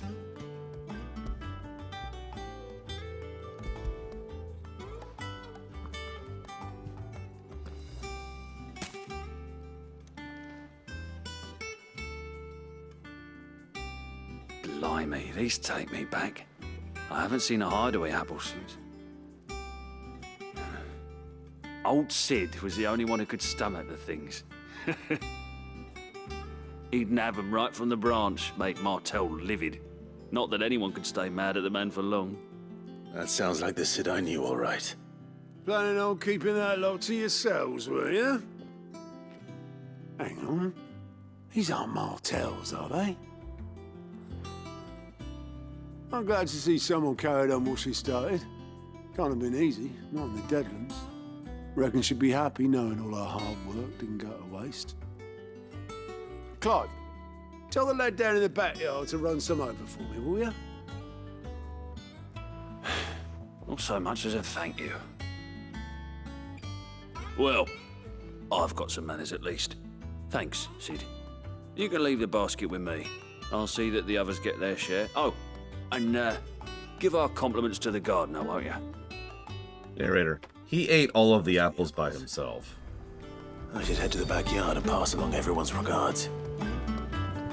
Clive! Oh, am I glad to see you? Is something wrong? It's Blackthorne. He ain't himself. And if I'm honest, he ain't been for a while. That normally it only takes a couple of drinks to perk him back up, but not this time. Something's getting him down. And whatever it is, he ain't telling. It's like he's lost his spark, you know? He's barely got enough fire in his belly to get the ump about stuff. But I'm thinking he might if we both bent his ear, because he respects you, innit? So, what'd you say? Fine. If you think it will help. I knew you'd understand. But if he doesn't want to talk, we let him be. I'll open up when he's ready. All right. Now, he'll only smell a rat if we both turn up at once. So, I'll go first, and you can meet us at the forge. Wait a bit, then head over when you're ready.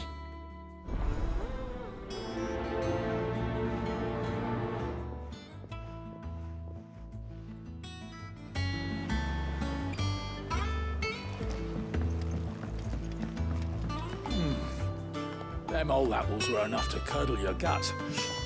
But these beauties are as sweet as you like. I'll have to pay the boys down in the backyard a visit to tell them thanks. While I'm right here. Back again, Lord Rosfield. I'm touched that you should find me such good company.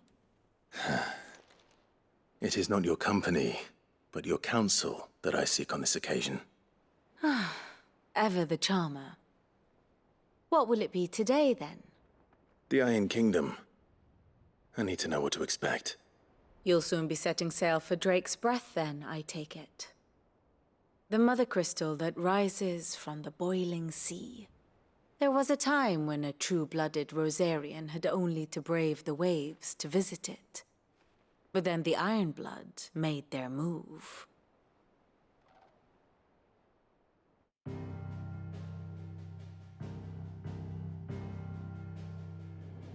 As you know, the Iron Kingdom rules over the islands to the west of Storm.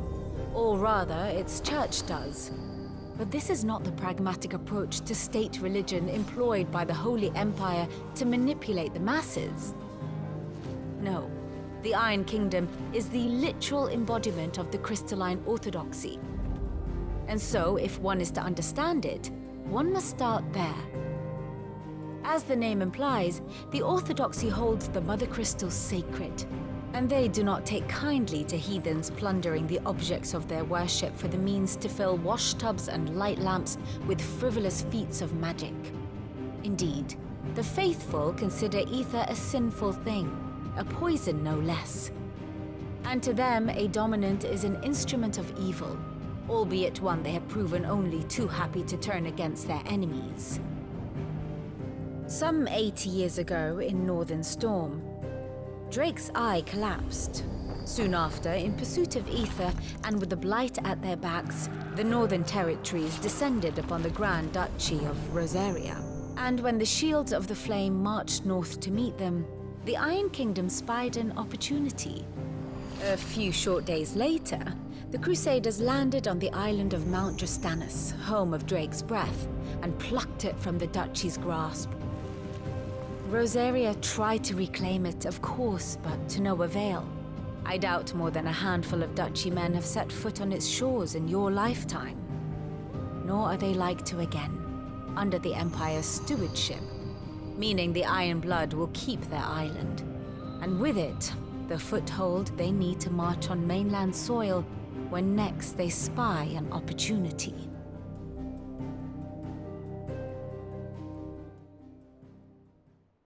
The Mother Crystal is both the object of the Iron Blood's worship and their gateway to the continent, making Drostanus the holiest of holy grounds, from which the Orthodox Crusade shall one day sail forth to claim the remaining Mother Crystals, or die trying. My father and my grandfather both traded blows with the Iron Blood for control of Drek's breath. Had things unfolded differently at Phoenix Gate, we would have sent our entire fleet against them. But instead, they sent their fleet against Rosaria, sacked the capital, killed the men, and captured the women, including Jill. I'd say you'd be forgiven for wanting a little revenge, Clive. My only aim is to destroy the Mother Crystal. But thank you all the same. Not much else to do here. Let's see if Jill's ready. I mean, if we're being honest, if their most venerated object of worship is the Mother Crystal, taking it out might be the same as killing them. There's many a man and... Same value. I actually have no idea, Dakota. I mean, she's... Plenty of Final Fantasy games have had a character who gives essentially like a documentary style narration of events. And I honestly tend to enjoy those kind of cutscenes. That was interesting in Type 0. It was interesting in 12. And I feel like there's another one that did that. I can't think of it off the top of my head because I'm kind of head blurred right now. But what's weird about this woman is she only shows up well over halfway into the game. And she's almost entirely recapping things we've already seen. And that's what I find confusing about her. The Cursebreakers sent their thanks. And their compliments. They were clearly very fond of Martel. They remembered her. After all these years. I suppose she was very kind, even to a tongue-tied lummox like me. You were one of the good ones, Martel. Why did you have to die? She put everything into her work. She wasn't going to rest until we had fruit sweet enough to enjoy. And now we do. When she died, I named a sapling after her. And now it's a full-grown tree. Martel lives on through the fruit it bears. And through you. Her dream would have died with her, had you not kept it alive. That's something to be proud of. I didn't do anything really, but thank you. You're kinder to me than I deserve. By the way, Otto's expecting some of your crop. And I wouldn't mind some of it either, if that's not too much to ask. Of course not. I'll see that you're both well provided for. They like your fruit, Martel. Isn't that wonderful? I'd say it's about time we planted you some siblings, don't you think? I don't know. Check your soil and water supplies. You aren't exactly living in the lush lands of luxury here.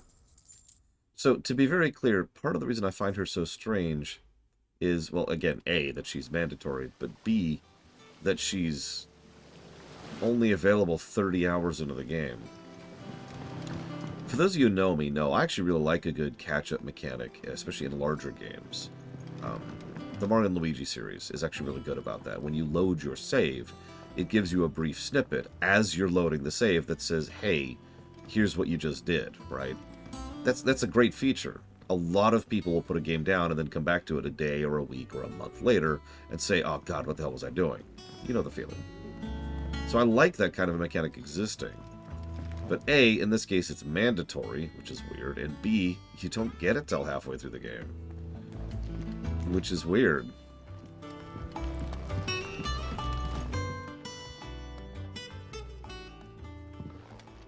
I still gave her pluses, I'm just weirded out by her.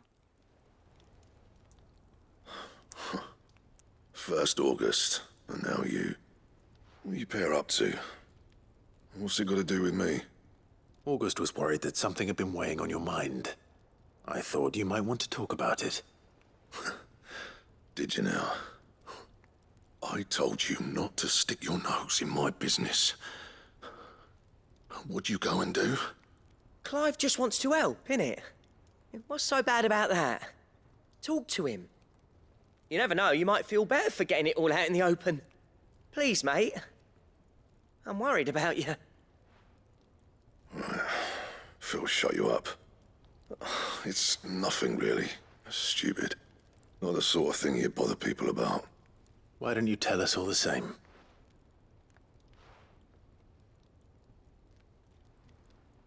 Karen and I have an arrangement. I keep an eye on Goots, and she shows me what the competition's up to. Interesting arms and armor, things like that. Anyway, the other day, she shows me a cuirass she's come by. Masterpiece of level work. Light, supple, and tougher than it had any right to be. Made my stuff look like heavy, clumsy shit. I should have brought the bastard thing there and then just to study it, but I was too proud. And now every time I reach for my hammer, I'm reminded that I'm not the craftsman I thought I was. There. You happy? You got what you came for? Now piss off. All right. We're going. Loss of confidence is an interesting poison.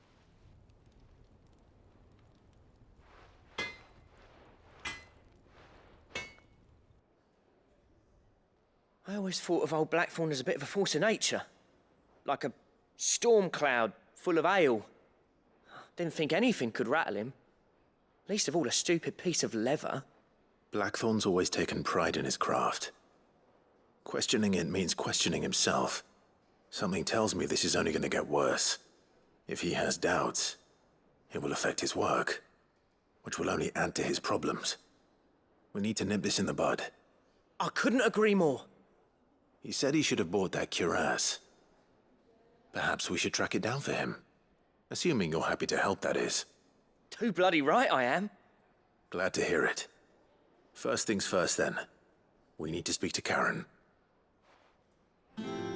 And yeah, I'm with Rax. What I would have done to resolve any question marks with Vivian, make her available the moment you hit the hideaway. She's not our advisor, but that's not really the point. The point is the gameplay perspective she provides. I mean, she summarizes the entire game. So it's not like the data didn't already exist for the events prior to us reaching the hideaway, right?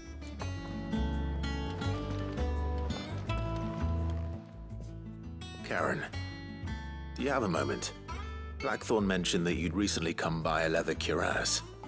An exquisite example of the craft, from what he told us. And he ain't been himself since he saw it. So we thought we'd buy it for him. Sorry, sold it already. Didn't think Blackthorne cared for it the way he turned his nose up. But it was nicely put together, that's for certain. Even if the bloke who made it is a bit of an odd one. Happened across him on my travels. Makes all his stuff to order, but the fella who commissioned it refused to pay. He didn't like the colour of summit. So I took it off his hands for a fair price. You don't know where we might find him, do you? Like I said, he's a bit of an odd one. Doesn't even have a workshop. He don't trust hunters neither, which means he spends as much time out tracking beasties as he does working their hides. I see. He did tell me something, though. Apparently, his next commission's for a set of Griffin hide greaves. Here, there's a Griffin on the hunt board. The curse breakers were placing bets on who'd bag it. Now, where the bleeding hell was it sighted? Somewhere in Sambrec, maybe? Care Northern, that was it. Thank you, Karen. We'd be lost without you. At least you admit it. So, it sounds like going after that Griffin might be the best chance we have of finding our roaming leatherworker. I'll leave the hunting to you if you don't mind. While you get on with that, I'll ask around the markets. See if I can't sniff out who he is and where he's hiding. Good idea. Hopefully one of us will be able to track him down.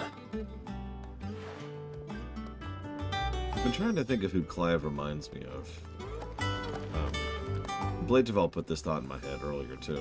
Sid was obviously a really good organizer, tactician, and recruiter. But Clive is just kind of naturally charismatic. People gravitate to him, not because he's particularly smart or well-learned or knows what to say or how to say it, just because they like him. Typical nobles. In some variants of tabletop games, it's the difference between active charisma and passive charisma.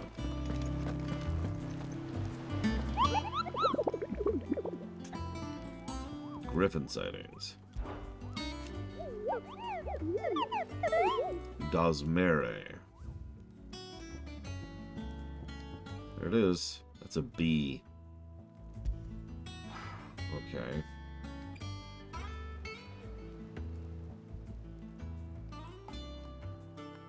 Can someone write this down? Westgate.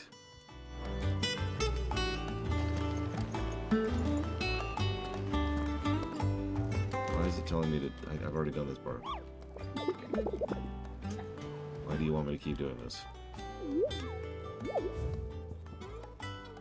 I accept the hunt. Go away, game. Whatever.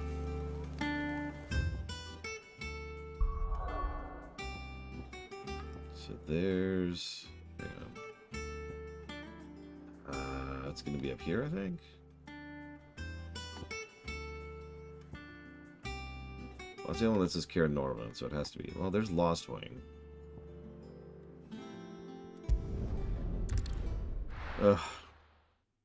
I don't think I have the brain to do this right now, but we'll do our best.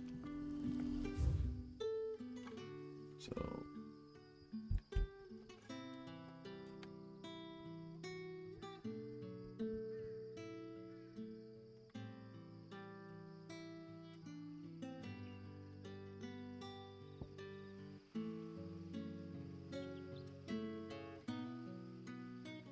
Up here, maybe?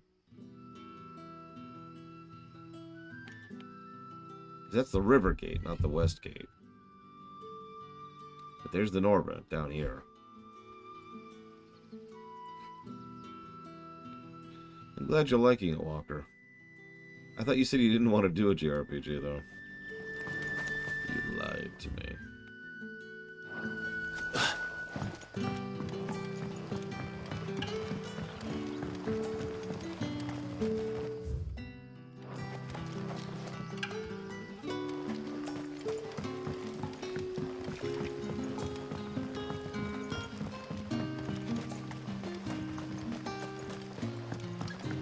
So, I obviously hate Octopath Traveler, but rather than just say it's a terrible game and you shouldn't play it, Walker, let me go ahead and give you two pieces of advice really quick. First, get a walkthrough and use a walkthrough. Second, each character you recruit has a chapter 1, a chapter 2, a chapter 3, and a chapter 4. Each one is exponentially harder than the previous chapters. So if you recruit 7 characters chapter 1s and then decide to do a chapter 2, you might not be ready for it, because the jump up in difficulty is huge between chapters. So just be aware of that, okay? Time to fight.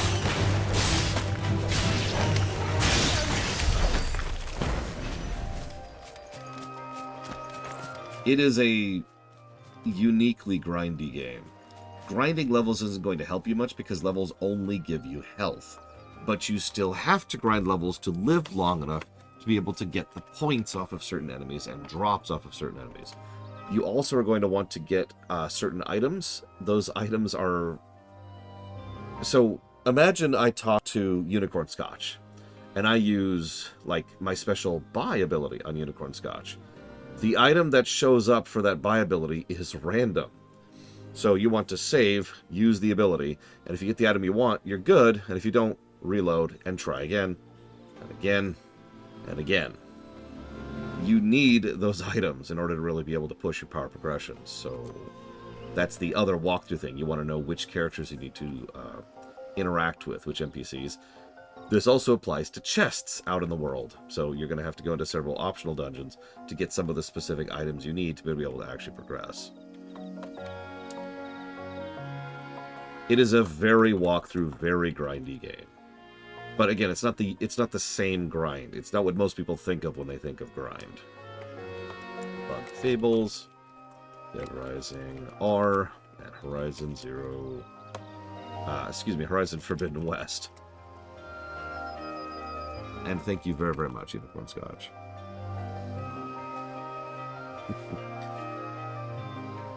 Yeah, it's kind of a thought-intensive grind. That's a good way to put that. There's no running around in a circle. Yeah, sure, Blue Fusion Bolt, hit me. Thank you, Unicorn Scotch, as always.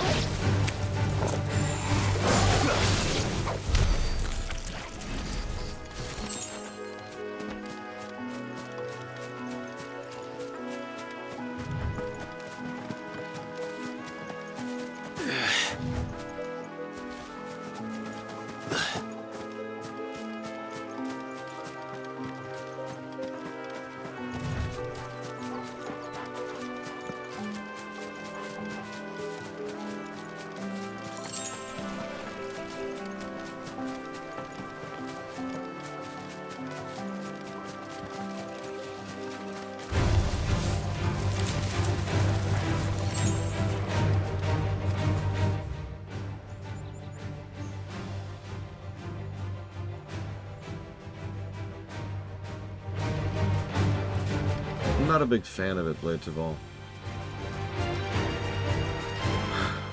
It's actually one of the very, very, very few things I knew about this game walking into it. Because it's one of the more common complaints I hear is that just navigating the overworld is irritating. Because there's no just run button or sprint or activate sprint. There's just run for a moment and then after a bit you do the dash.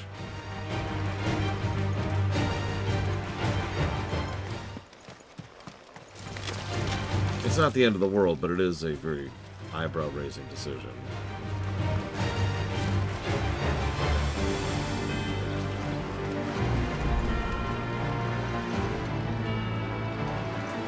Can I help you?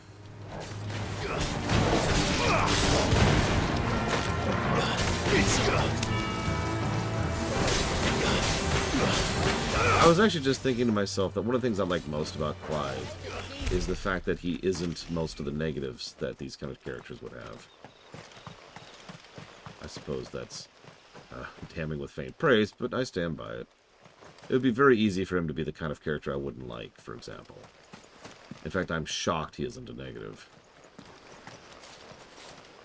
But here we are.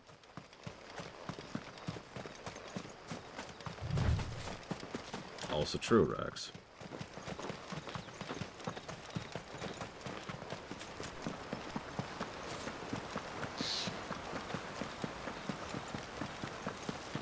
Griffins don't exactly make for easy prey. Let's hope our craftsman hasn't bitten off more than he can chew.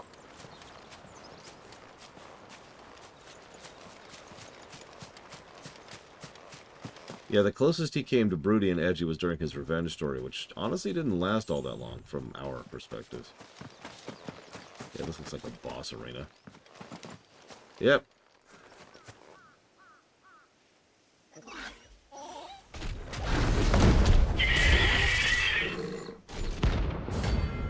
Time to die. I am not awake enough for this.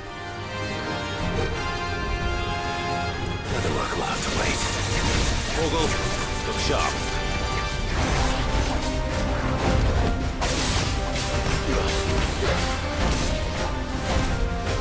Too slow.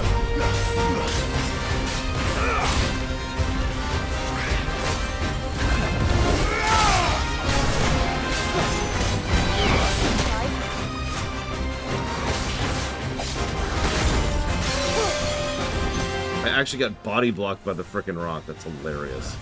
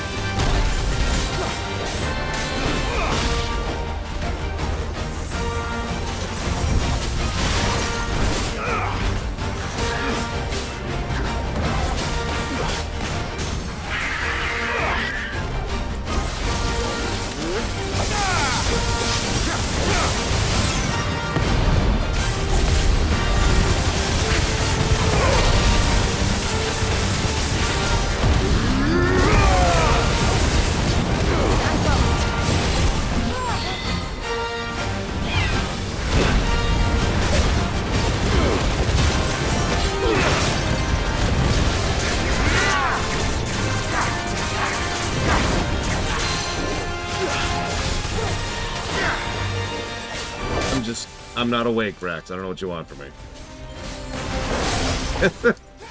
Didn't occur to me until I was already mid-combo. Nice try.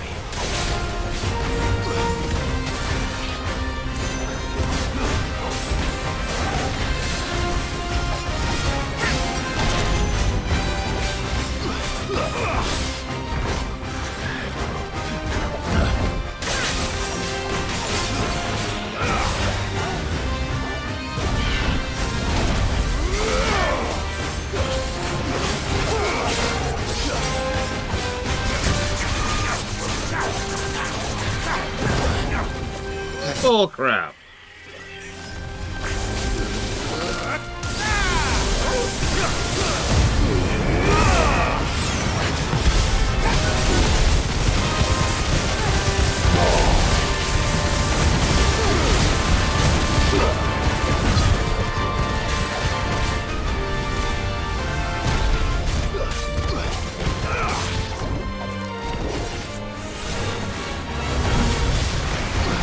Farewell.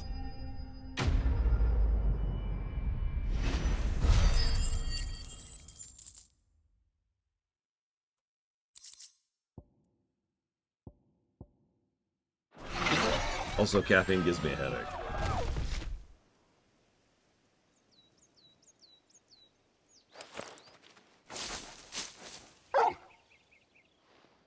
Is something there, boy?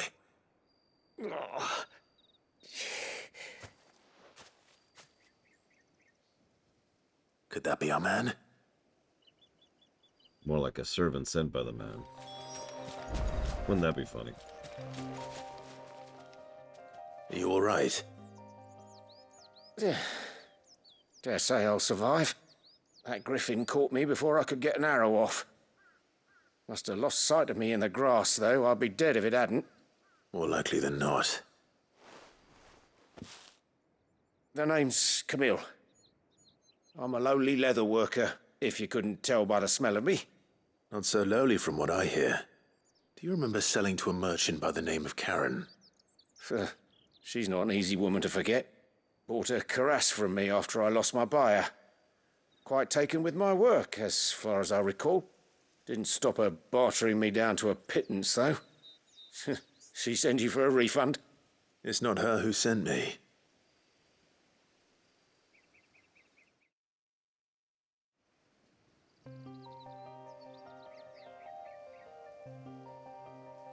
Well, consider me flattered. You should be. He's a master of his art, and not an easy man to impress. Blacksmiths are proud folk. It's a rare thing indeed for one to praise a glorified tanner. And I don't imagine an impressive swordsman like yourself would be getting your steel from any but the best. I'd dearly love to help a fellow craftsman, but... Well, actually, I suppose you could give him this. What is it? Treated leather. Same stuff I used to make that cuirass. If your man's as skilled as he sounds, he'll know what he's looking at. You sure? Well, you did save my life. And thanks to you, I'll be going home with all the Griffin hide I can carry. I'd say it's the least I can do. Short of showing him how to make the thing myself, that is. But there are rules against it. Secrets of the trade and whatnot. In that case, I'll see that he gets it. I'd be much obliged if you would. Right. I've got some greaves to make. You send your blacksmith my regards. Will do. And thank you.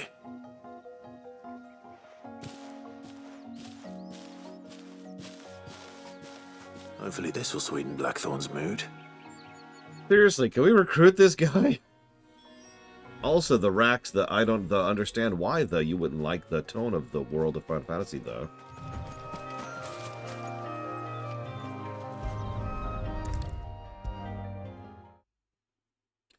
For the record, I thought World of Final Fantasy was an interesting experiment. I might even find the geezer. Bloody busybodies, the both of you. I just don't think it succeeded for the most part. It was nice to finally hear some good voice acting for a lot of characters that until then had not had any.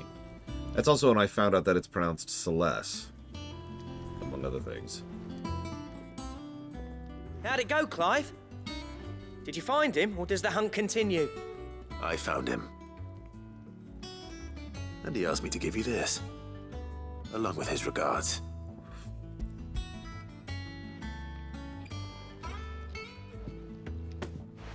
You're joking.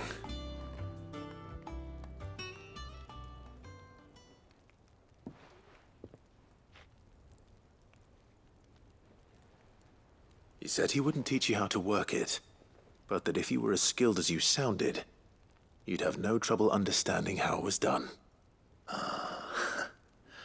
So that's his secret. Crafty bastard.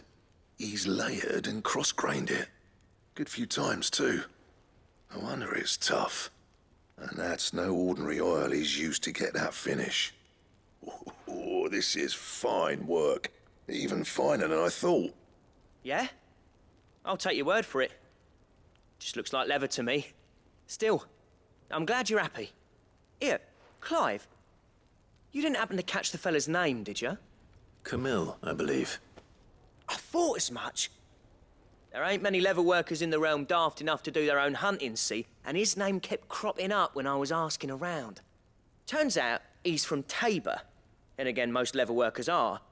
But our friend Camille guards a long-held family secret, the details of which are the subject of some debate in the leather-working community. Then we better keep this close to our chests. Listen, sorry for putting the both of you to all that trouble. Should have kept my moaning to myself. Still, I'm glad you found him. This has cheered me right up. That was the idea. Clive's idea, anyway. He did most of the work. It's good to have you back, Blackthorne. Just don't expect me to go turning out work like this.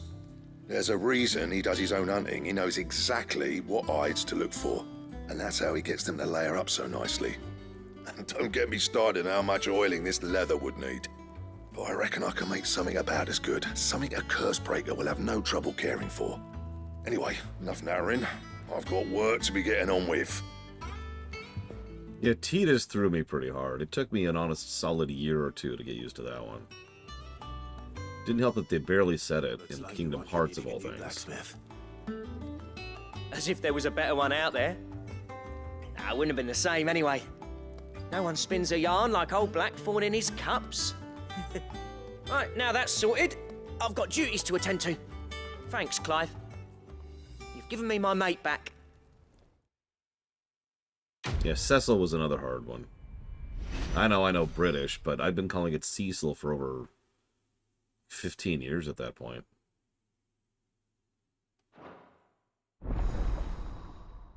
Drake Slayer gear.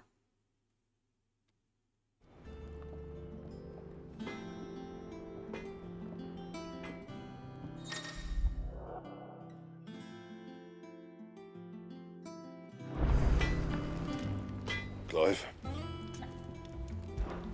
So, what'll it be?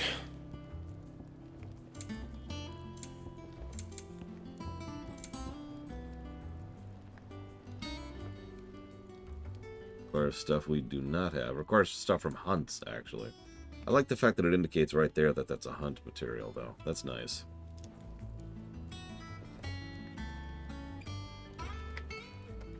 Yeah, again, I've heard that some people who, especially people in Britain, never had as much of a difficulty with Cecil. Because, duh. I didn't know anyone named Cecil. Anyways.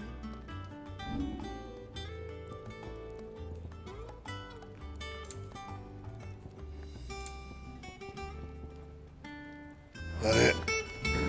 Fine. That monster's taken quite a liking. I mean, Titus makes sense and all. It just sounds terrible. I'm never going to call her Aerith. That's my one hill I'm standing on. It's the only one. I have buckled to every weird and bonkers pronunciation over the years. But it's Eris. Thank you for sticking with us. Well, Those of us who are still can't here exactly leave have old to look Martha in after the each lurch other, after don't everything we? she's done for us. So, about the price of them turnips. Yeah, Erisu. Ah, welcome. Times may be hard, but Hey, I bent to Ridley. what can I do you for? Or whatever it is. Unwanted violets, if you have them. Though I'd gladly settle for learning what they are if you don't. Why, I haven't heard folk call them that since I was a lad. You're looking for scorpion tails. Unwanted violets is what folk used to call them back in the day. They turn a wicked purple when you boil them up, hence the name. Used to chuck them in the pot when there weren't nothing else on offer. When there was a war on, Oh, yeah, Rydia. That's another one that took me a minute. Thankfully, times aren't yet as hard as that. And even if they were, you wouldn't find anyone selling them these days. Do the scorpions still live nearby? I dare say they do. Yeah. Thank you. Yeah, blah, blah, blah, blah. Good morning, Evo. I am currently sick. So I don't know, I'm about half asleep right now. I still managed the hunt, boss, so I'm kind of happy about that. This is probably faster. Although, it's across the bridge, isn't it? Yeah, Luca. Chrono Trigger is actually a weird one, because more people I know have argued on Chrono Trigger pronunciations than any other game. And we've never heard them pronounced, so there are no official pronunciations. For the record, Chrono, Marl, Luca, Magus, Robo, Isla, and Frog, I guess.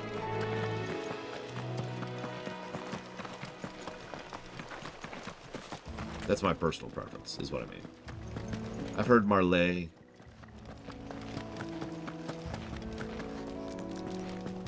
Baharl. Woof, woof, woof, woof, woof.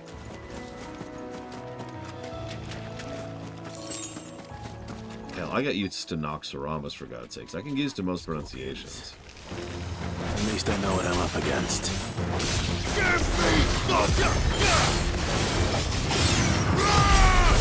I admittedly vary on Isla's pronunciation frequently because it's an A, and anybody who knows me knows I have trouble with A's.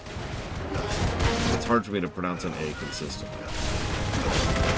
I've said Ayla, I've said Isla.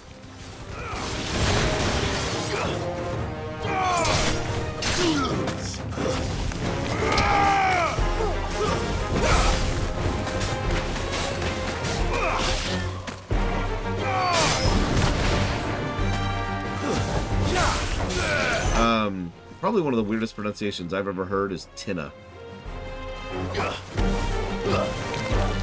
I've heard a lot of preferences of pronunciation, including my own, but Tina? That one's really weird. I better get this back to Yvonne before it goes bad. Yeah, I've heard Magus, Magus, and Magus. Or any worse, at least. I have my own reasons for calling him Magus. I will not go into here. I also have a tendency to call him the Magus, because he is, right? Like, it's not that the original Japanese counts, but in Japanese, he is kind of the Magus, as opposed to, you know, that being his name. And his name's Giannis. Did you find our mystery ingredient? I did indeed. Marvellous! Let's see. What am I supposed to do with this? It's poisonous, surely. You wouldn't be wrong. But that's your unwanted violet. Into the pot it goes, I suppose. Wait here. I won't be long. Yeah, just boil it for a few days. It'll be fine. Oh yeah, sorry. That's actually true. I apologize. There's two pronunciations I'm not budging on. Eris and Kate Sith. I present Chants' stew, risen once again from the ashes of obscurity. Grab a spoon, Sid. Let's eat while it's hot. I'm, not hungry. Well, it'll be too late once I've licked the bowl clean. Your loss. Yeah, no, I know it's pronounced Cod-She. I get it. I understand. I don't care.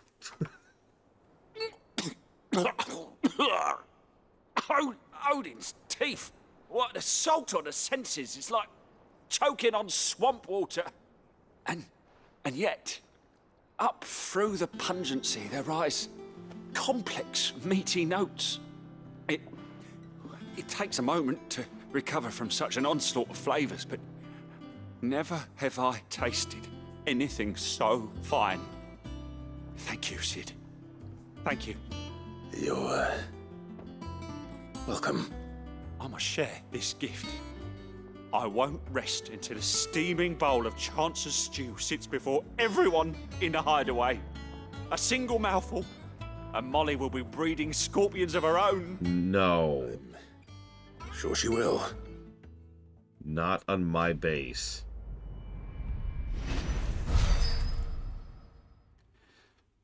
Yeah, that's what we just said, Zara. Ooh, that's actually not bad. Yeah, just keep it to yourself, please. What's wrong with it?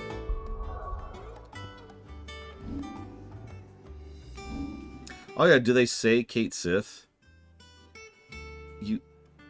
Did you move it back, Evo?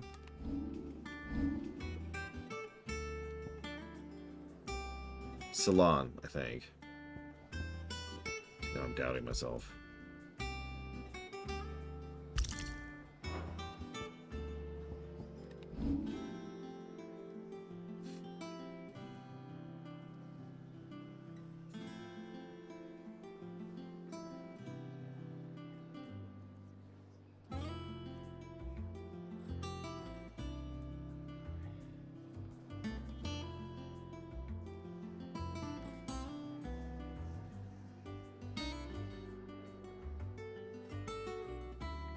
Do you know what the WTF folder is in WoW, Evo?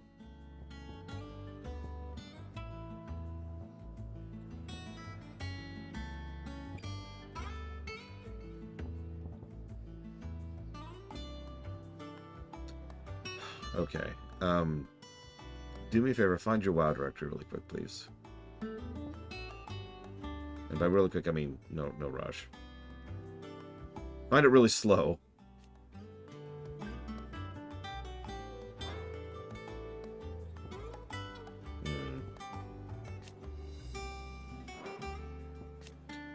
Okay, so you probably have something in there that looks like retail, I feel like is going to be the name of the folder.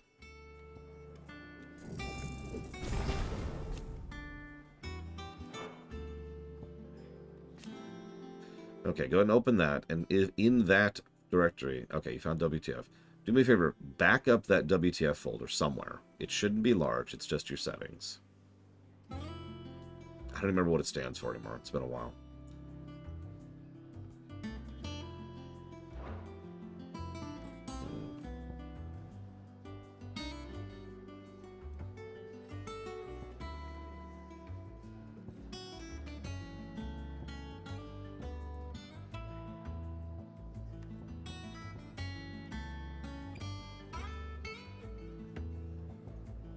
So, do me a favor, Evo.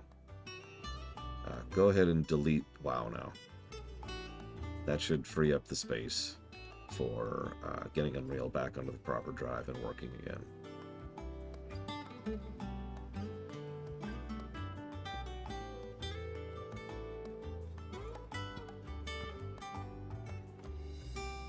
Actually, before you pull that trigger, let me double check something here. Just to be sure. I'm going off a bit of memory here.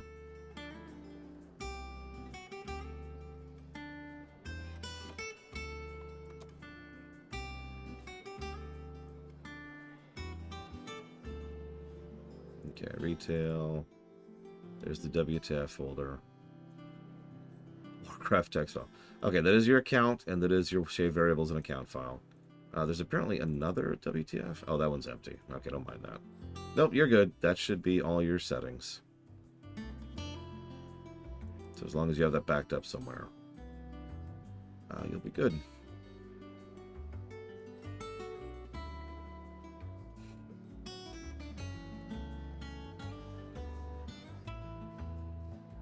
Do you use any add-ons? I actually don't remember.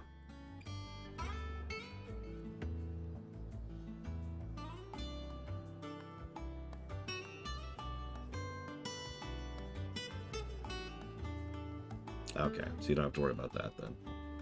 Could you imagine playing WoW without add-ons? Because I can't. We'll do that in about 7 years at this point, but yeah.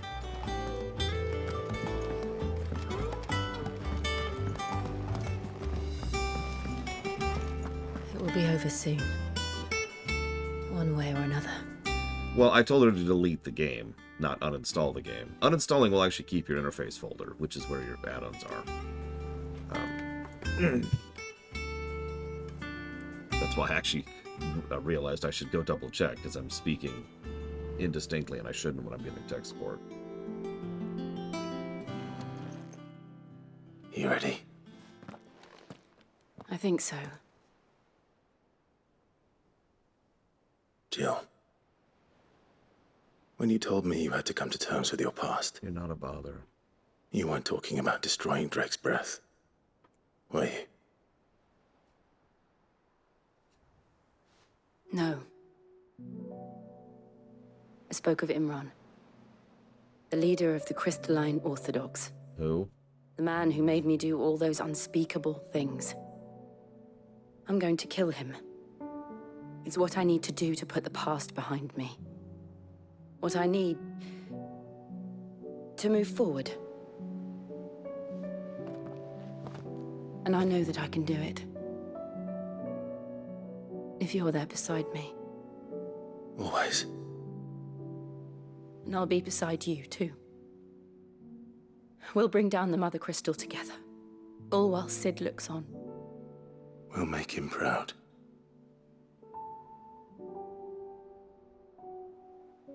I'm sorry. A Viking Pope already sounds like a terrible idea.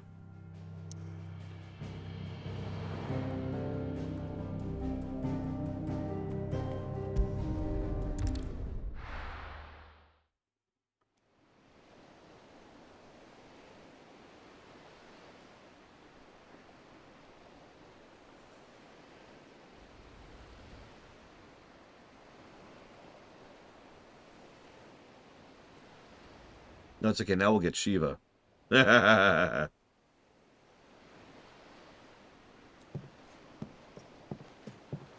mean, he already has the Pope Mobile, Blake. Does he need a bike? Useful trick. Freezing and throwing the spray to make mist. How did you learn to use your powers like this? The Masters made me do it. When the Crusaders took to the seas, to keep the fleet's movements from prying eyes. I'm fine. No, you're not.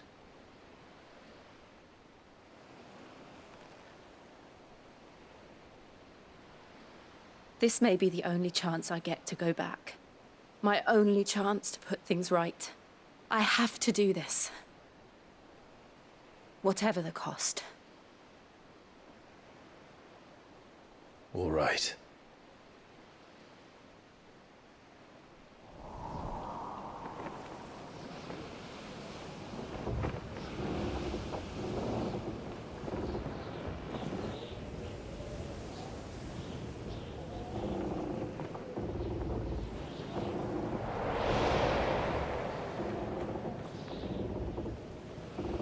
There she is.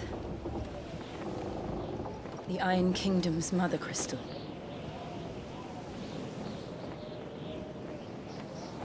Drake's breath.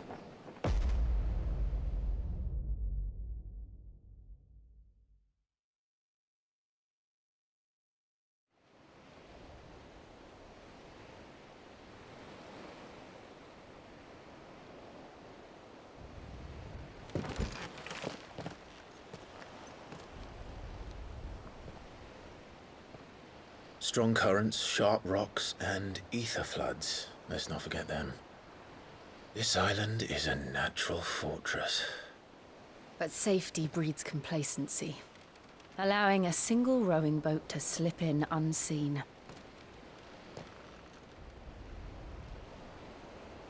The sanctuary is inside the mountain. If we follow the old trail, we should be able to enter by the back gate. Right. Let's go.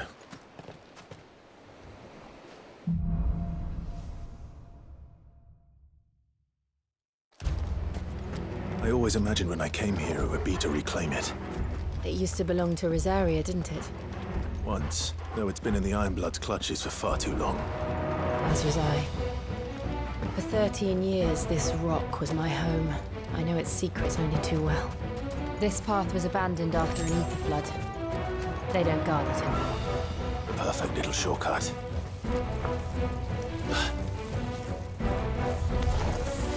They're all Akashic. The ether flood must have spread. It was never as bad as this before. And the only way past them is through them. So, I asked earlier what would happen if foliage was affected by too much ether. I think we have our answer.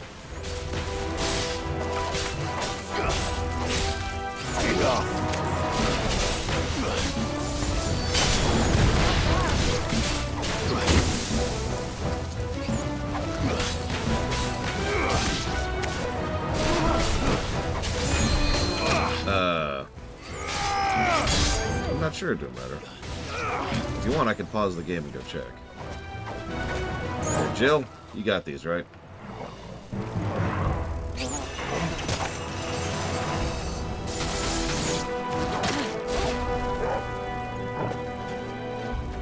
Stand fast.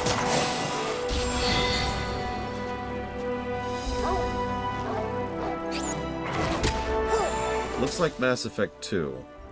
Well, actually, the answer is Final Fantasy XIV. But then it's Mass Effect 2, then Mass Effect 1, then Dragon Age Origins, then Dragon Age Inquisition, then Horizon Zero Dawn. Pretty much in that order. What are you... Stop being wordless! One thing!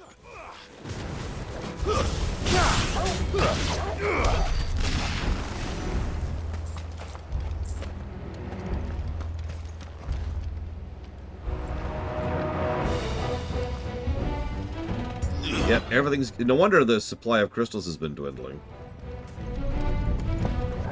Was that an earthquake? They happen all the time. That wasn't even a bad one. It's nothing to worry about.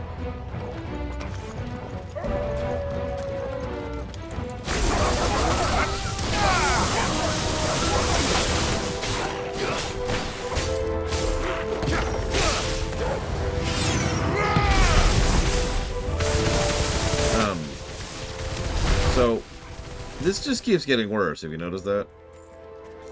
Like, the land is getting blighted, the crystals are drawing in more ether, which is making more ether flooding around here, which kills people who are nearby it, which is also draining from the land.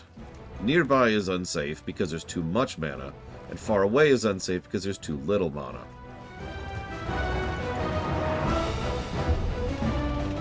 Cute.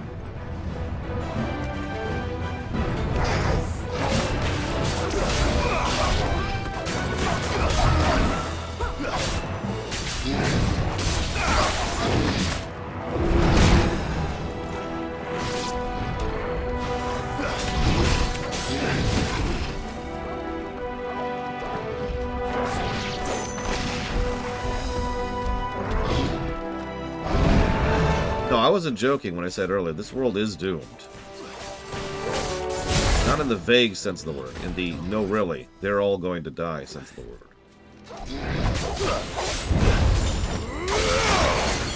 That's a good question, Dakota. We know that the blighted land can affect the ocean. The very lake that our base is a part of has that. No. Ah, we're dead. The end.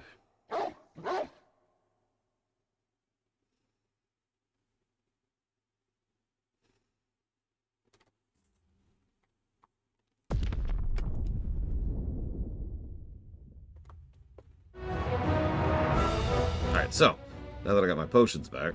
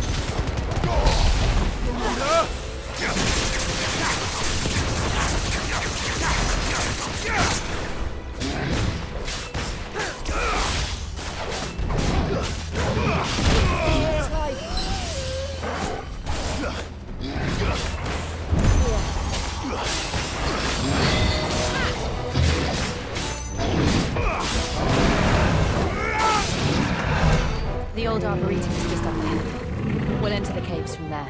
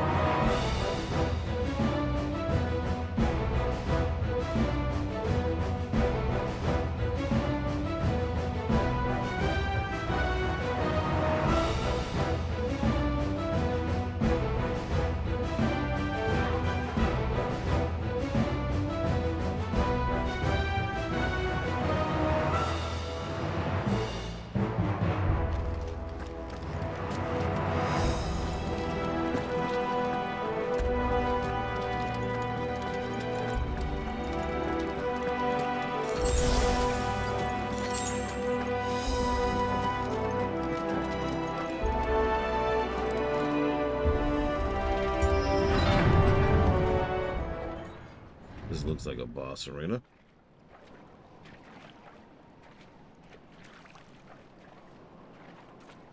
Ugh, look at this place. What a mess.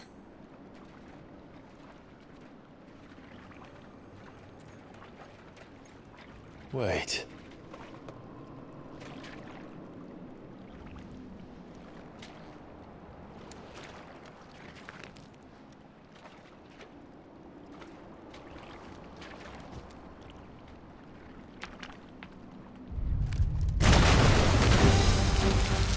Of course, it's an Akashic Moroboro. It's turned. Nothing a shield of Rosaria can't handle. Just like old times. Be sure to keep clear of his paw. Worse breath. The name of that ability is Worse Breath. Don't breathe it in.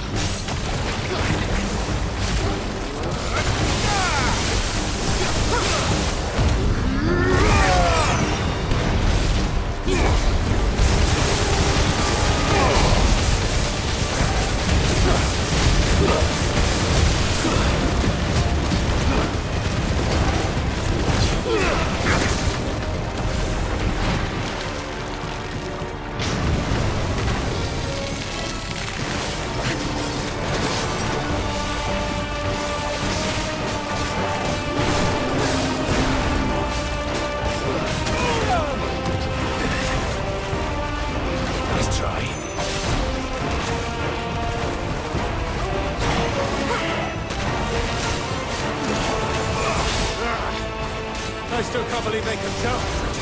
But these things have roots.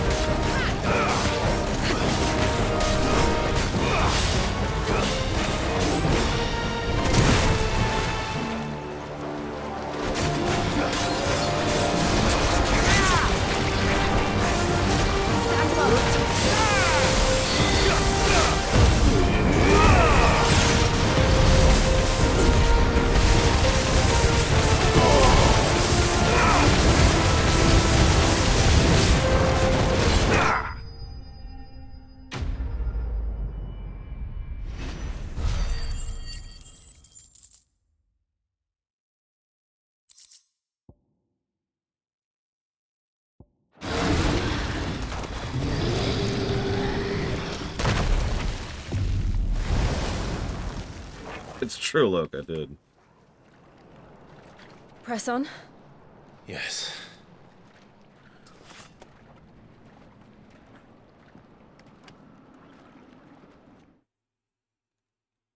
And yeah, admittedly, it's possible removing the mother crystals is making things worse. But it's one of those, what else can we do kind of things. If you know what I mean. Like, I don't disagree with their overall conclusion of, well, screw it, let's just knock these things off the board because this is going to be a colossal status quo change. It's like a furnace in here. We're inside. Might be for the worst. You get used to the heat. Though I don't remember it being quite this hot. No, actually, Evo, we need to look at your enclosure first. Is that one cause for concern? It was. And they're getting bigger. Something's wrong. I was thinking of the cancer analogy myself. Just cutting out cancer can help, but it also can make things worse. Sometimes you can't, right? Like, yeah. And yeah, chemo is a horrible assault on the body.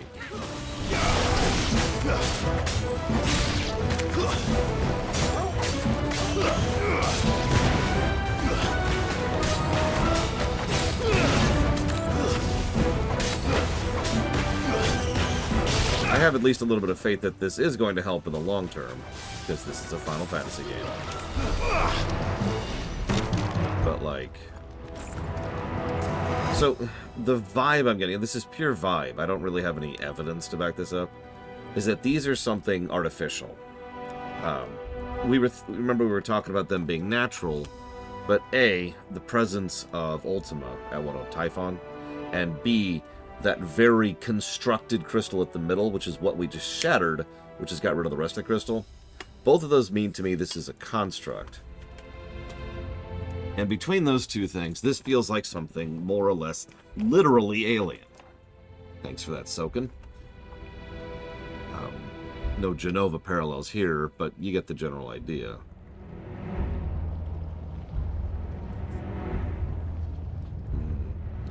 They also dissolve very cleanly, I noticed that. So, yeah, I don't know what their purpose is. We know what they're doing, but that may or may not be what they were intended to do. Ancient machines still going millennia later is not just a trope in general fiction, but definitely a trope in Final Fantasy games. Again, going all the way back to 1.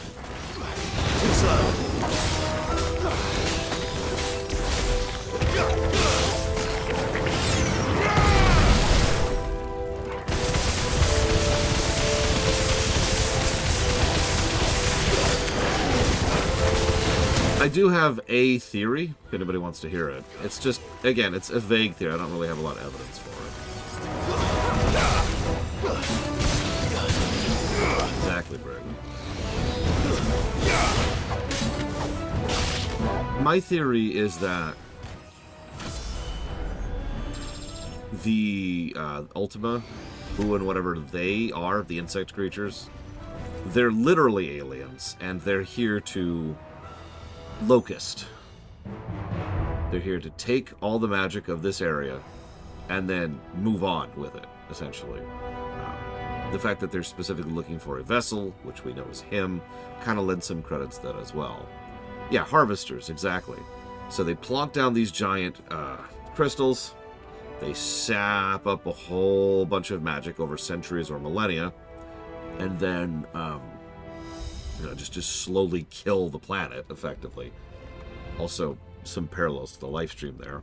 And then, once they're ready to go, they pop into a new host vessel, which has been prepared for them, take all of their pieces, and move on to the next territory. And yeah, I also realize I'm kind of describing Lavos a little bit. That's the vibe I get so far. Did you mind?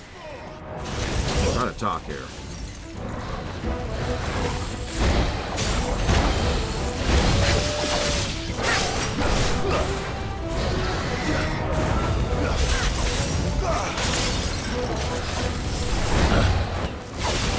And yeah, not to spoil too much of FF9, but the Terrans, you know?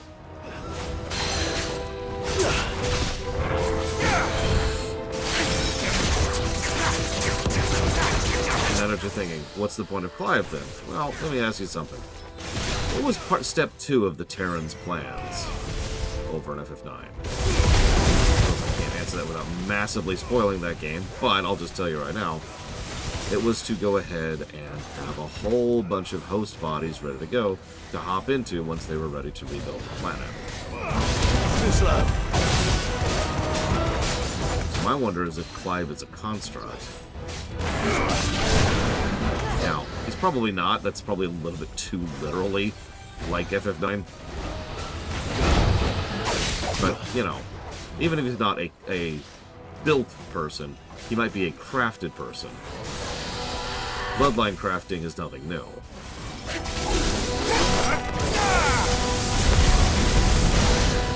That's another thing. Maybe it's this mythos thing. Oh, that's a good point, Mythos. Maybe Ifrit is actually the construct, and we just happen to be, you know, the host for Ifrit.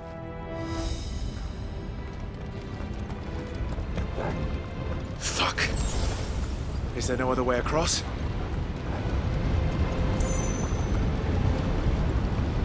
Exactly, Blade Duval. And even in this very game, they do bloodline crafting.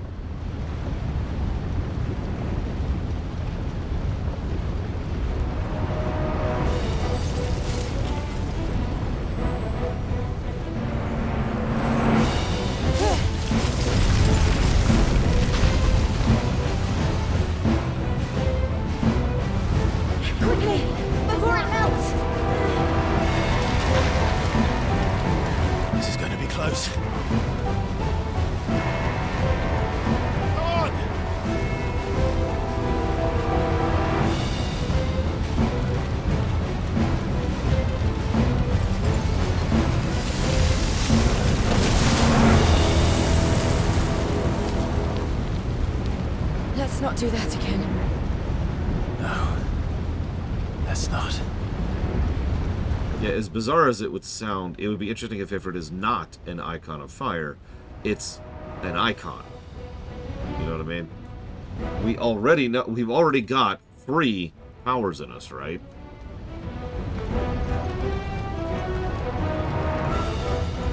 Maybe Ifrit was designed to just gather the power of the icons in general. Not alone, but in numbers like these.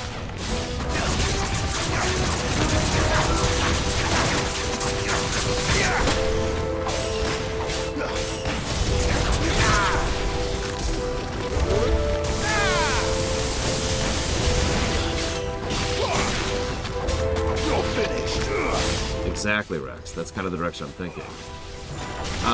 For those of you familiar with the greater Godzilla mythos, what if King Ghidorah? What if Ifrit is King Ghidorah?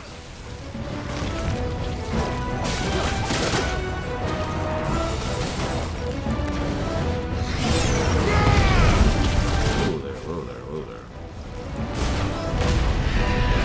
there. Shame that doesn't do friendly fire to them.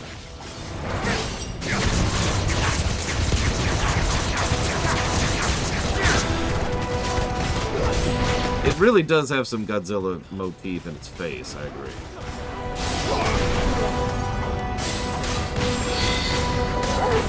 Remember that button exists. I keep forgetting I have that attack. I'm sorry. I'm playing terribly today. Not that you could tell the difference. Well, we aren't going this way. Let's look for another path.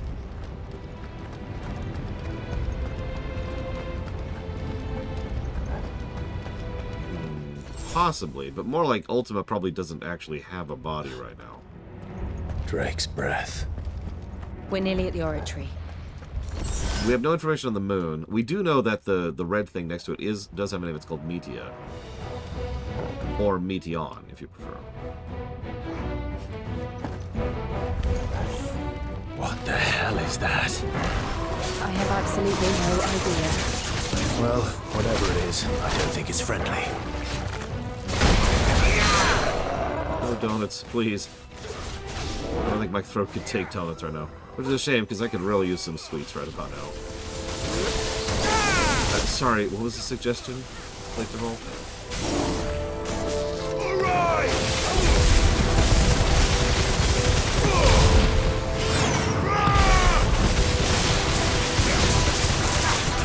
Multiverse of Acorns. Alright, I want someone in chat to just absolutely murder. Like, just turbo murder, okay? Like, I don't want atoms to be left after this.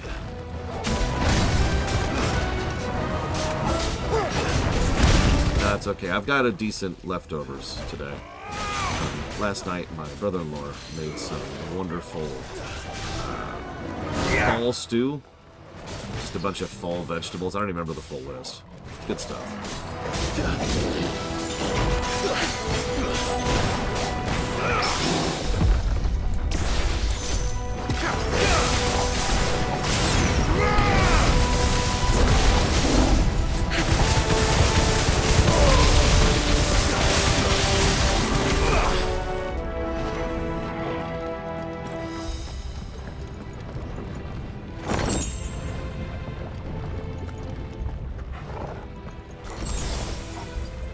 I do like how this area is stylized differently than the light crystal was, by the way.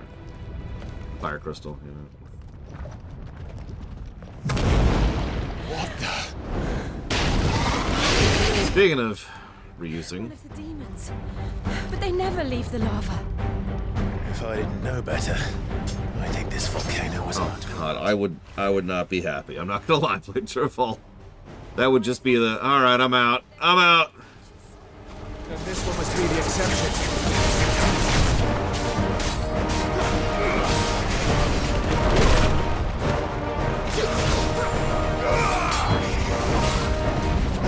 Nice try.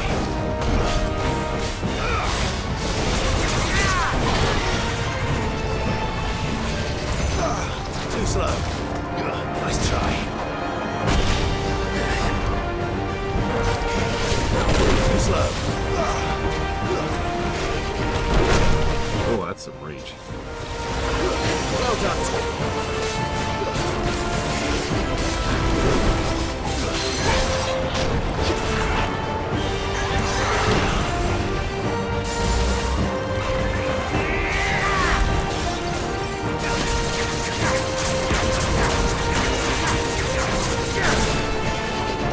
Nice try.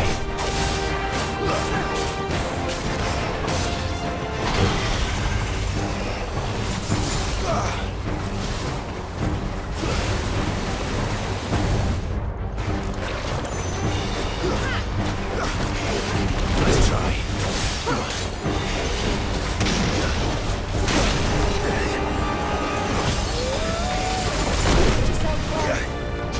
Natural ready. Take this.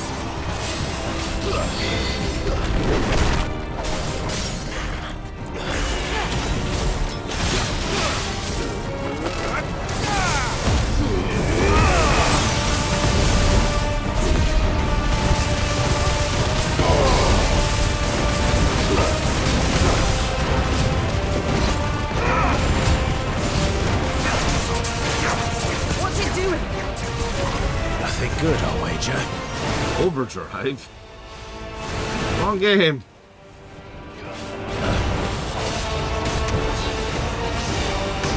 Oh, that was some delay. Too slow.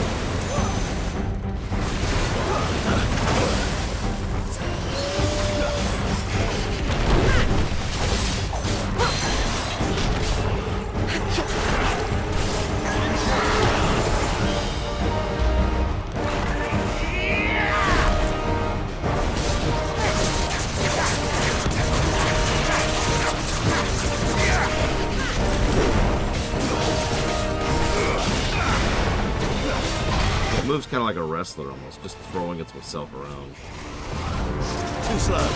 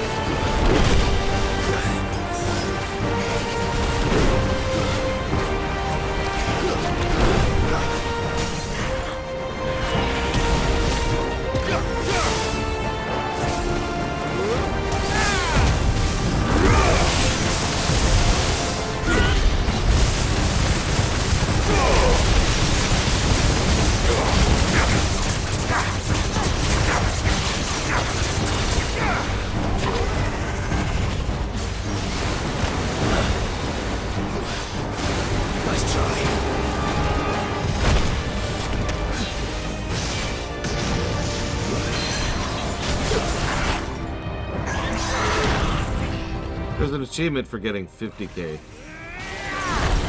Dragon Stagger. I noticed it casually when I was firing her up today.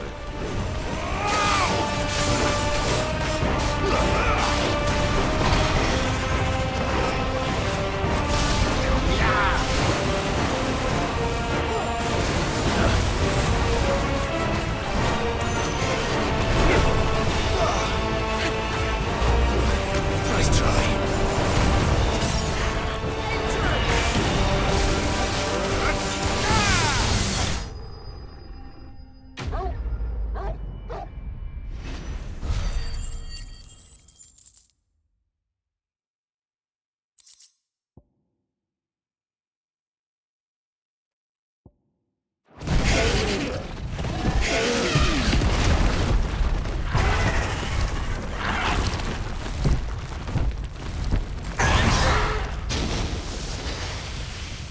Brockemeyer?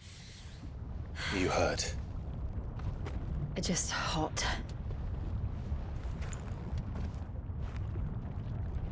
Thank you. Quite a commotion our friend made. Let's hope the guards didn't hear it. The gate to the inner chambers is just up there. Then we make for the sanctuary. I need to finish this. Before the heat finishes me. Here. Could someone do me a favor? We'll enter the Comric by the Handmaiden's living quarters. It was always a hive of activity. Sounds like we'll have a hard time staying out of sight. We won't have to. There's someone there I should very much like to see. If you check the Steam page for the DLCs, it'll say you have to complete these 2 quests to access the DLCs. And it gives the name of those quests. Could someone look up those names for me, please?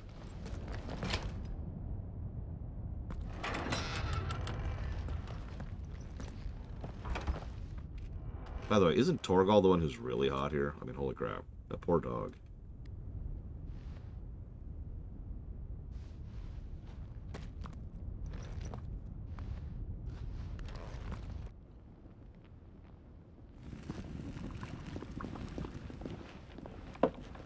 I know, Kira White Noise. Why are we playing as frickin' Smoke Jaguar? Jaguar, excuse me.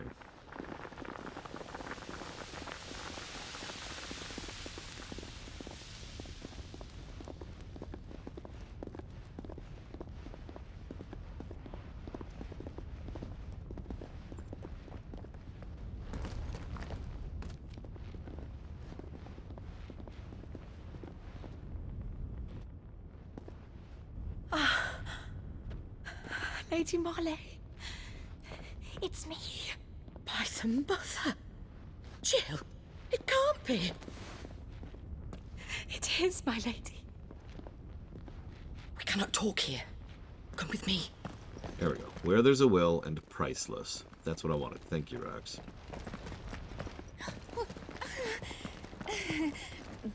Yeah, can we have played as Ghost Bear? They're cool.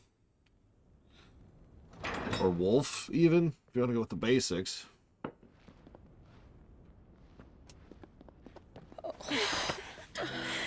I'm so glad you're safe. And I you. Why ever would you risk coming back? Are you a fool, girl? Or have you grown tired of your freedom already? Forgive me, my lady. But I had to come back. There are things I left undone. Tell me, where is the Patriarch?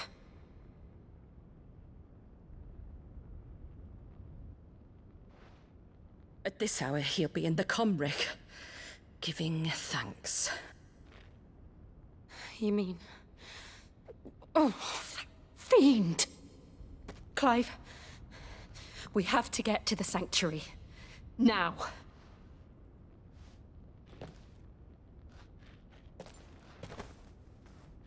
Lady Marley, you must flee this place, gather your things, and go.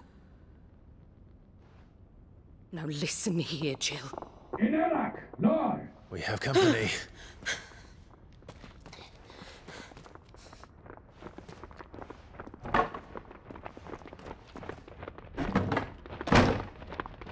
I haven't heard her cuss, but I'm sure she does. This way.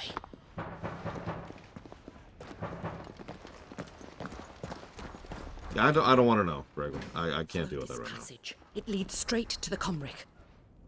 Go on, stop dawdling. Thank you. now. Don't have time for this. You were always so kind to me. My light in the darkness.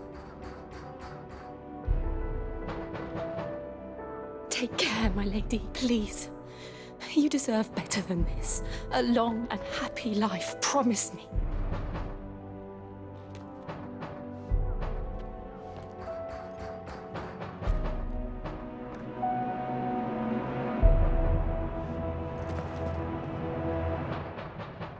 I'll live if you promise to do the same. Well, Jill's dead.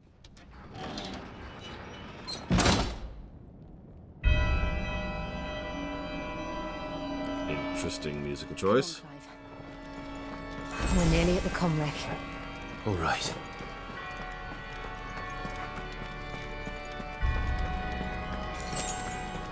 Hold on, so we already fought Typhon at Wind, which is how we got Sid, of course, because that makes absolutely no sense. Who the hell are we going to fight at the Fire Crystal? We've already fought Ifrit many times. And Phoenix, for that matter, but he's nowhere near here, so, like...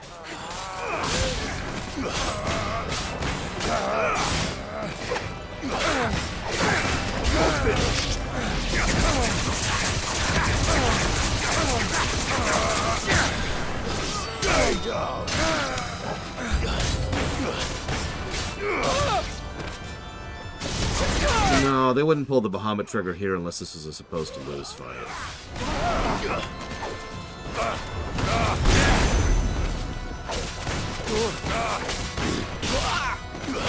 I wouldn't say Titan either. It makes no sense for Titan to be all the way out here.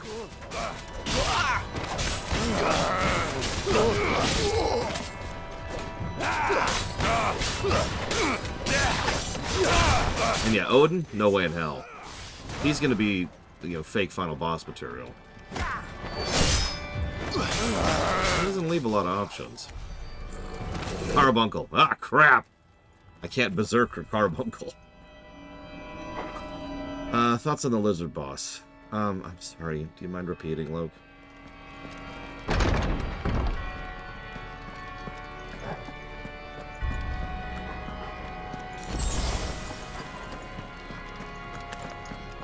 How many of them are there? Too many. He's a fat boy. Why is this trash so fat? God.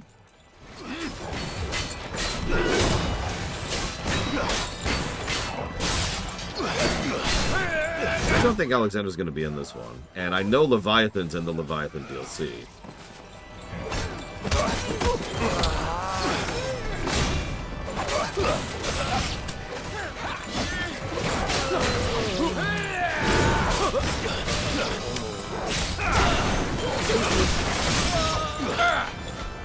Nice try.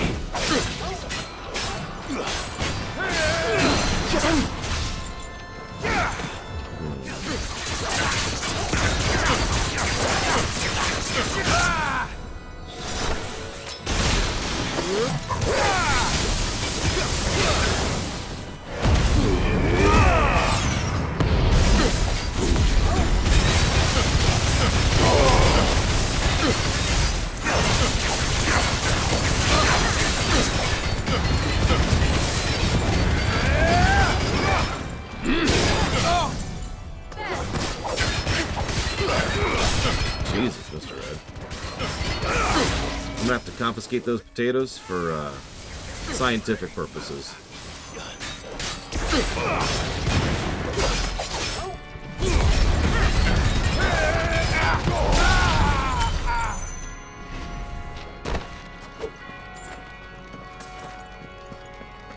What stagger bar, Doom Rider? I didn't see any stagger bar.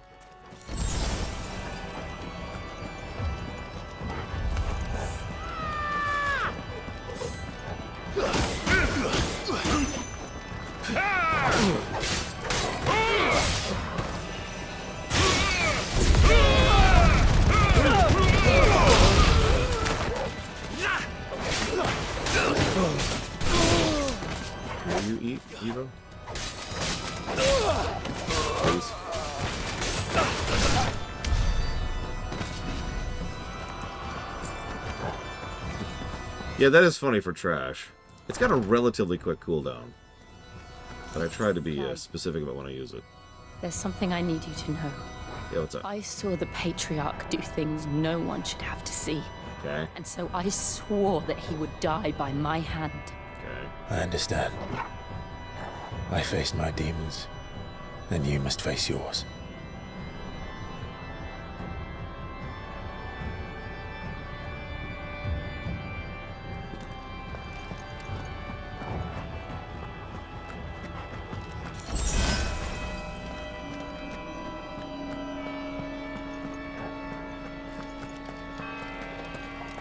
Jill section? Yeah, it'd be nice.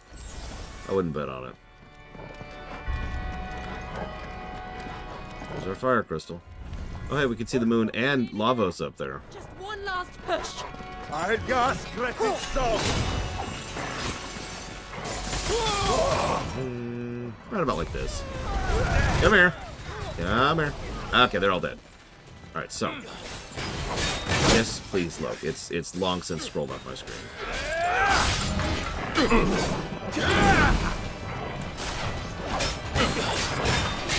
Yeah, Ignition might have a permanent space on my bar at this point. If nothing else for its ability to just remove trash from the board.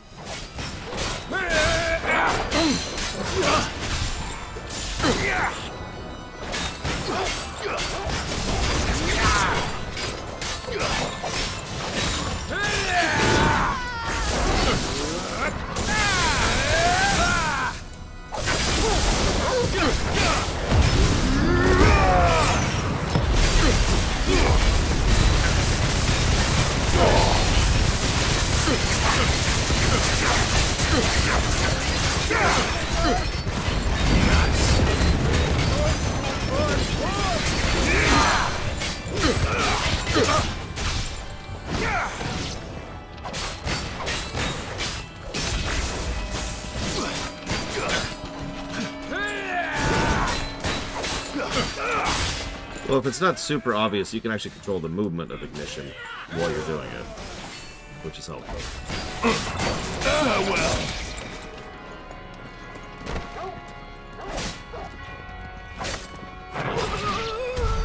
Good boy.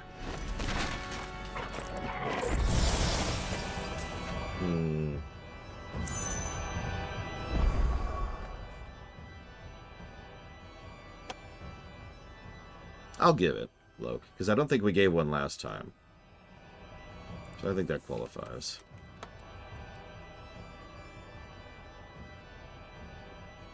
I think I can agree with that.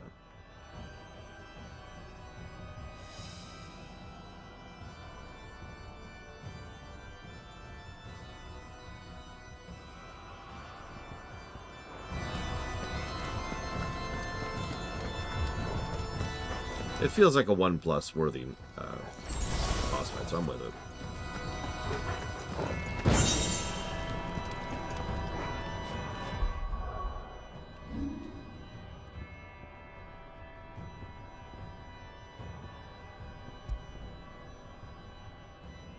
Increase Will o' the Wisps duration by 5 seconds.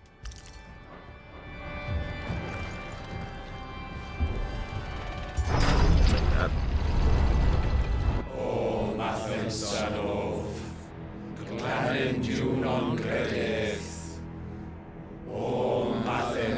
Hey guys, we're here to kill your object of worship right in front of you.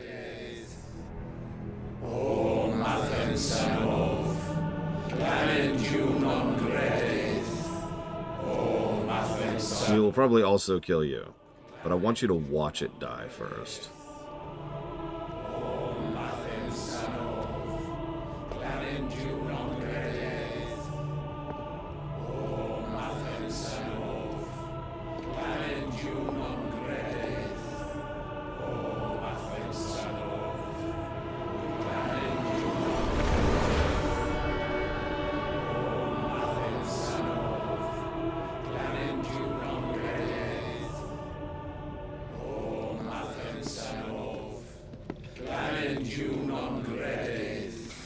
So kill him, Jill.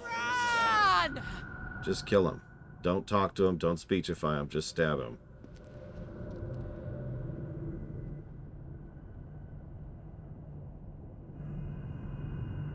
Shiva's dominant.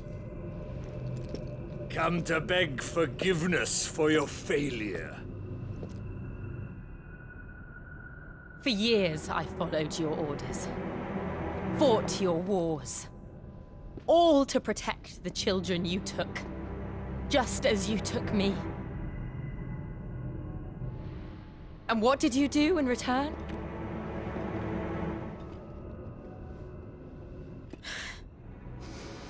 You put them in chains and you slit their throats! Fiend. Their souls were sullied with the stain of ether. I merely cleansed them of their corruption. A penance paid, just as the Holy Mother wills it! Repent, abomination! For a monster like you to set foot in the Holy Cymric is in itself a crime deserving of death! You're right. I am a monster. And my soul is stained black. Though not by ether. But by the evil of men like you, who made me close my heart and drown in darkness when I should have raged against it. This is my penance. I will be your monster no more. Nor will I suffer you to create another.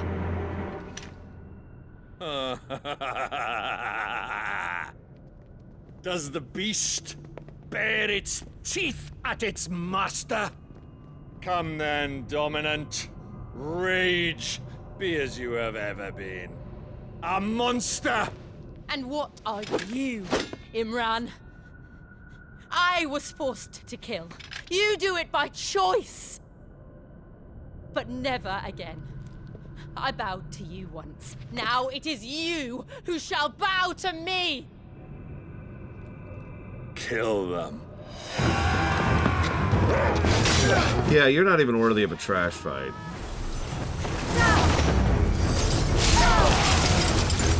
Now! Right!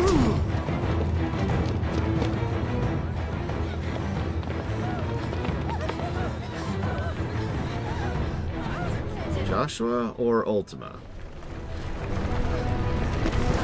It's probably Ultima, because there's this rule that Square Enix in specific does. The moment you lift the hood and reveal the face, they never put the hood back on again.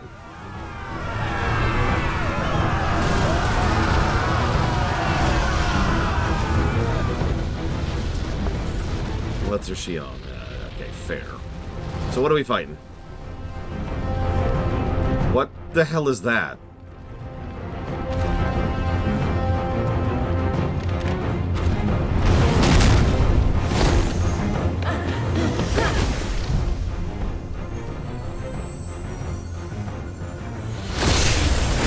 Oh my god, are you kidding me? It's the living flame.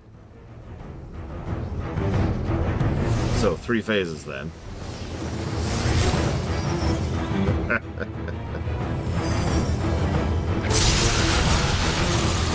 Could you kill him and not the fire thing?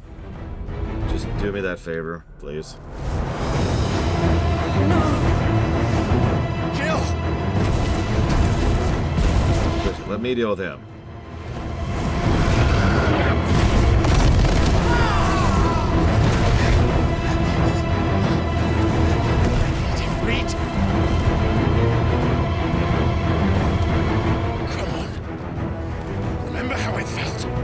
Pepsi Man!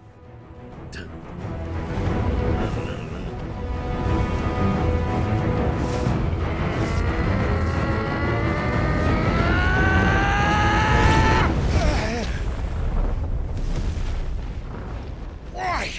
Why can't I do it?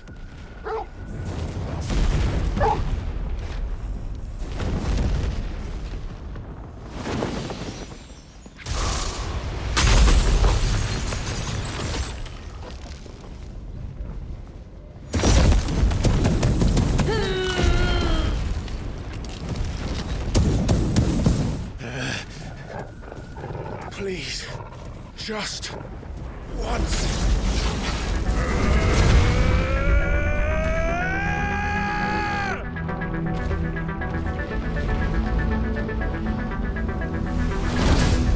Suture. Czar. She won't be able to hold that lava back forever. We better make this quick. Too slow.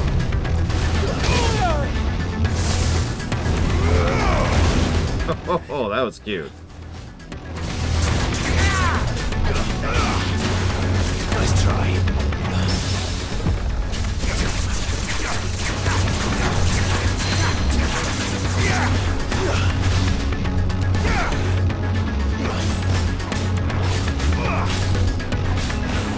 Yes, I parried his toes. Nice try.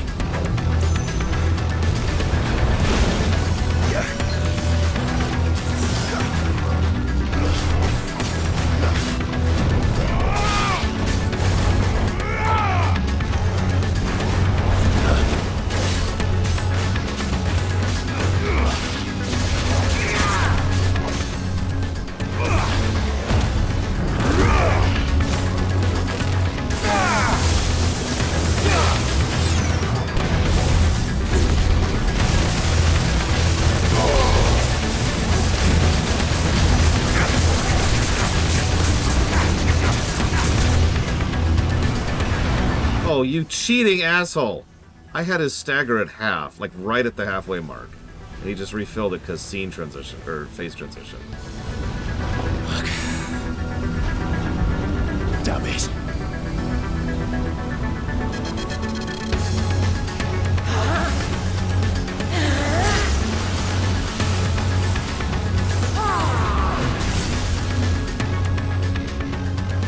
Go. You're not the boss of me. That won't take long.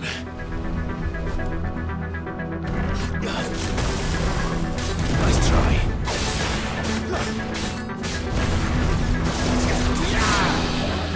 Form 2.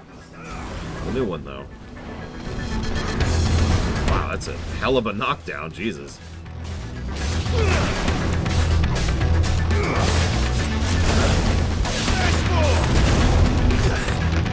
No, she's not my girlfriend yet.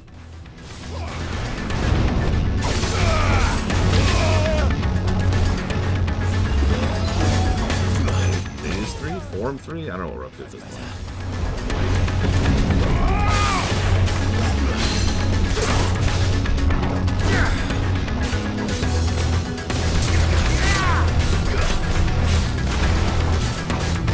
Too slow.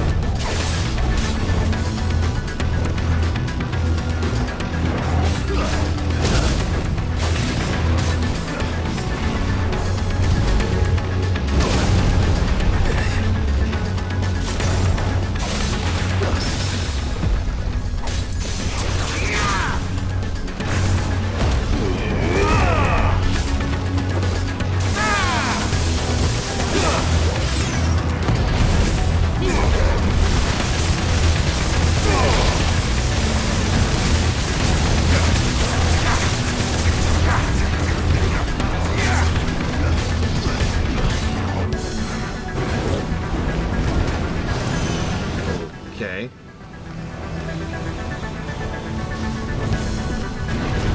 Too slow. Nice try.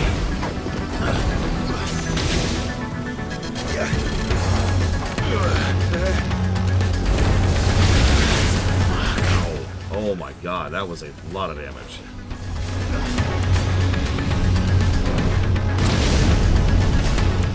I'll take that. Let's see, refill the stagger again, like a dick.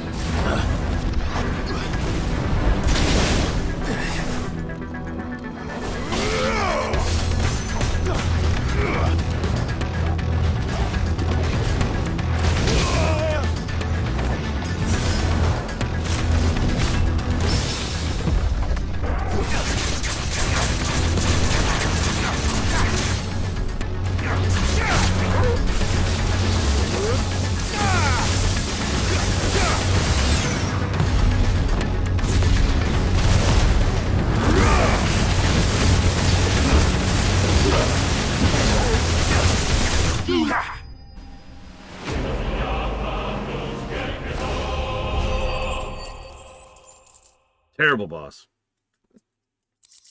0 out of 10.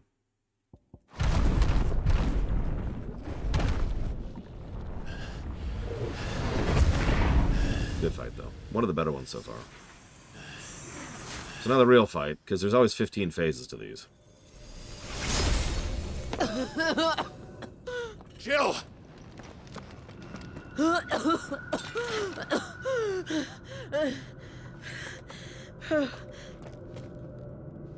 I'm going to finish this, Clive. Do it.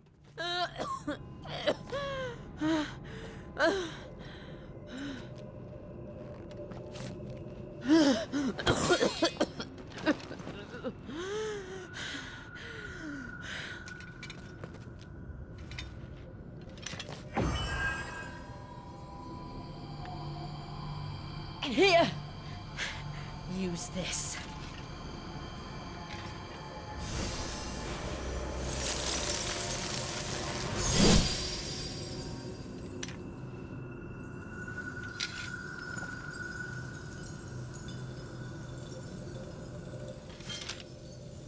I had no idea my girlfriend would give me the cold shoulder.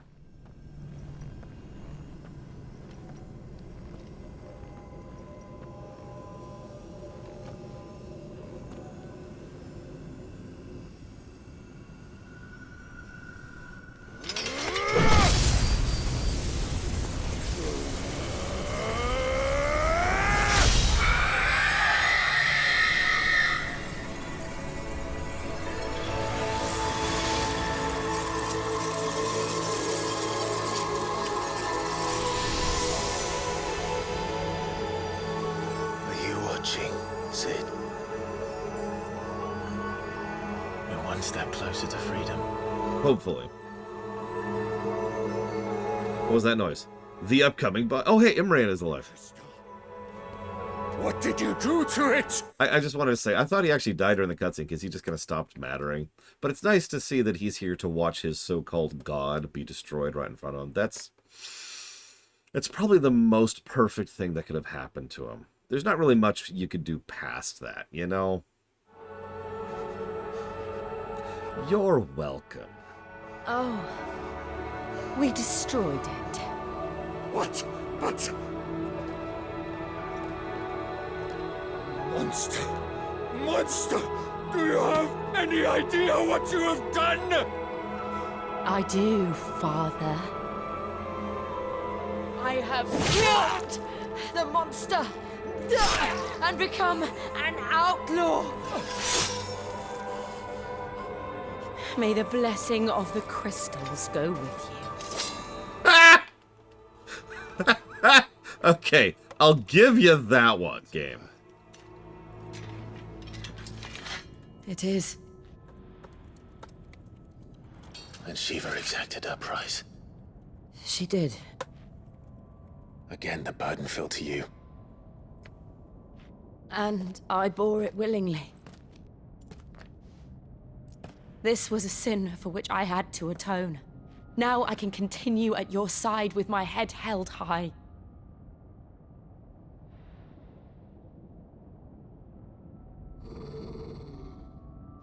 Gorgo?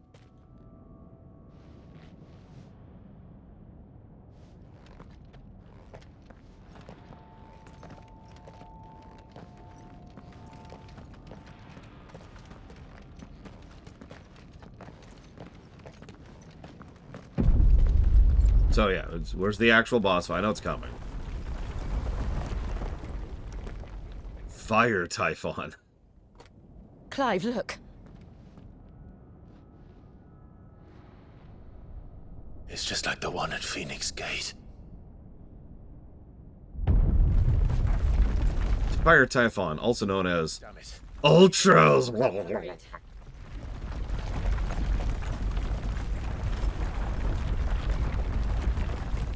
Well, there were 8, Roxy. 3 of them, excuse me, are like just non-visible. And we've killed 2. Excuse me. No, yeah, sorry, we killed 2.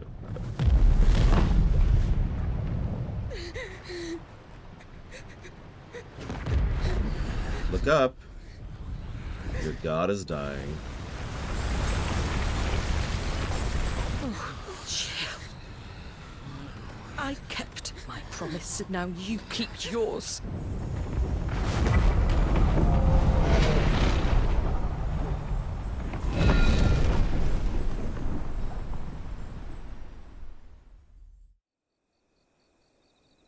Meanwhile...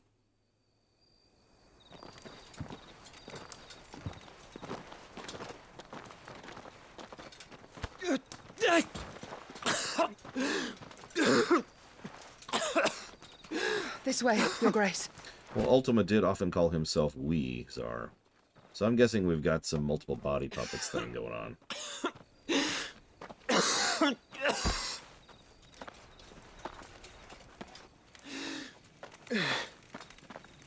You're bleeding.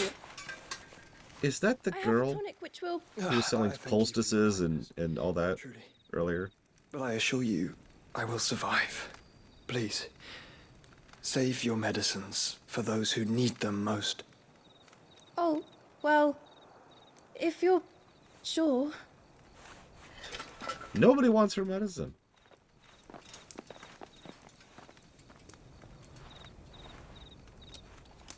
For a moment there, I felt my brother's presence. You did? I fear he is in Ultima's thoughts again. But why now, after 5 years of silence? I cannot keep him sealed away much longer. Your Grace.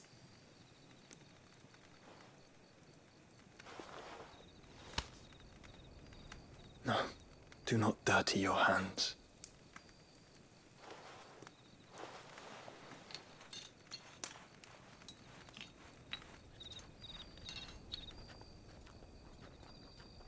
I like how Joshua is like 10 times angstier than Clive is. Like a river flowing to the sea. Or moths to a flame, perhaps. The crystalline dominion their light in the darkness. More and more lose their homes to the blight and set out in search of sanctuary, while others lose their fortunes to the Dhalmekian levies and leave to find new livelihoods. What is it that you seek in the Dominion, Your Grace? Down there. Dion Lesage. You mean the Crown Prince of Sanbreque? He has many titles. Dion the Bold, Prince of Dragoons, Odin's Nemesis, or simply Bahamut. I met him once when we were children. Sorry, point of order. It's Bahamut. Thank you. He was a chivalrous soul even then, and has served his empire indefatigably ever since. And you are confident that he will listen to what you have to say? Our world lurches ever closer to the abyss, and a hidden hand ushers us onward. Ultima's influence extends to every nation, Sanbreque included. If His Highness is the man I believe him to be, and I pray that he is, this truth will not have escaped his notice. Interesting. So Joshua wants to parley with Bahamut.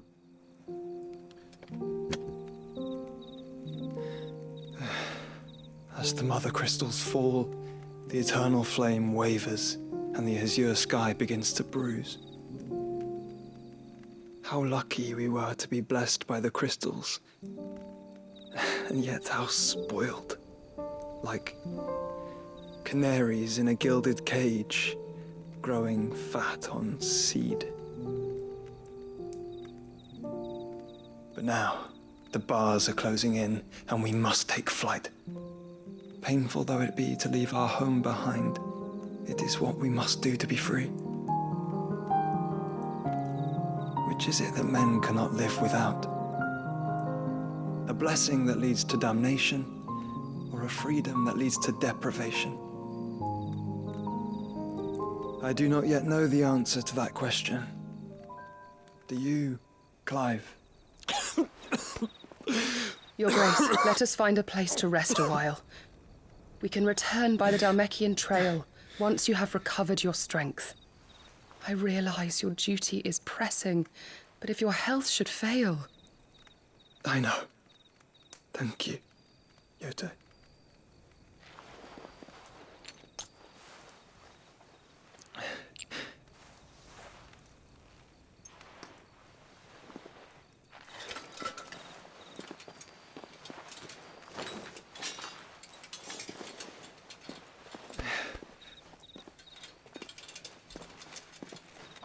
Oh, nice, Rex. Let me know how it goes, if you don't mind. What kind of pizza you getting, Winlock? And I think it is an Oceans. I didn't have a name attached to her label in my head, so... Meanwhile, take 2, Electric Boogaloo. So yeah, this is going to be Titan. The army's attempt to breach the Empire's defenses and gain the Isles of Ark has failed yet again. Only because your fleet has proved as impotent as a eunuch on laying night. Would you rather we simply fell back to the capital? Enough, both of you. All here agree that the Empire cannot be allowed to maintain its illegitimate claim on the Dominion. However, our casualties mount with each passing day. He sounds familiar.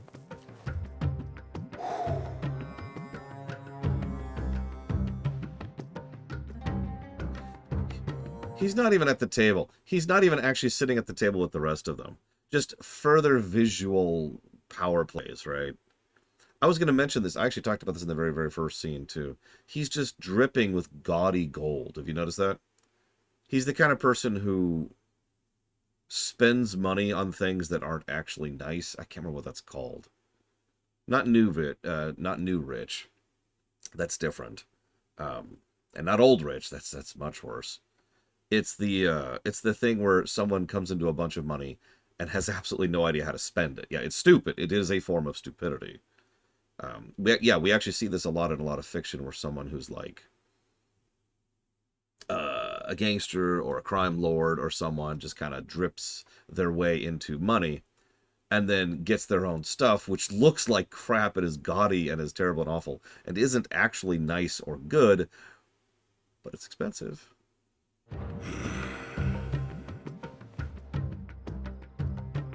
There is a literal sea twixt you and your prize.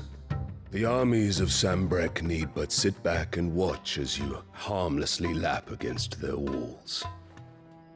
They are dug in like ticks and seek to draw out this siege, knowing the capital's stores are nigh bottomless. And what of our wise rulers? Goaded into war without any thought as to what chaos it might reap.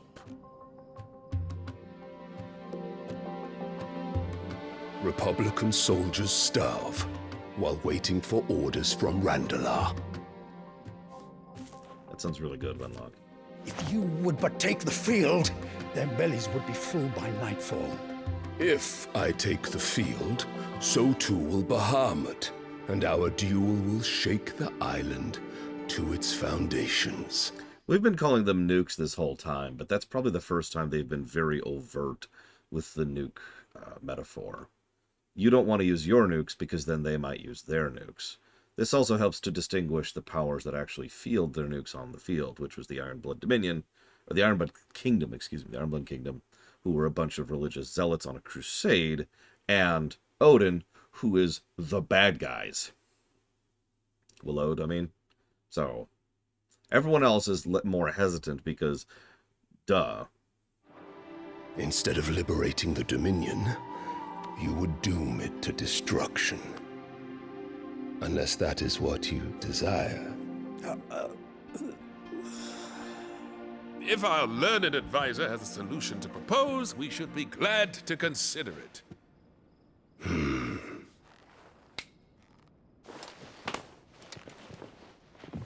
And yeah, it's weird to see him having a brain here. What is she doing here?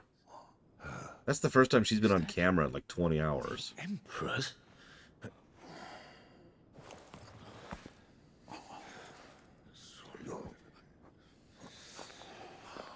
What is the meaning of this, Lord Kupka? What it means is that I am disinclined to advise you any longer.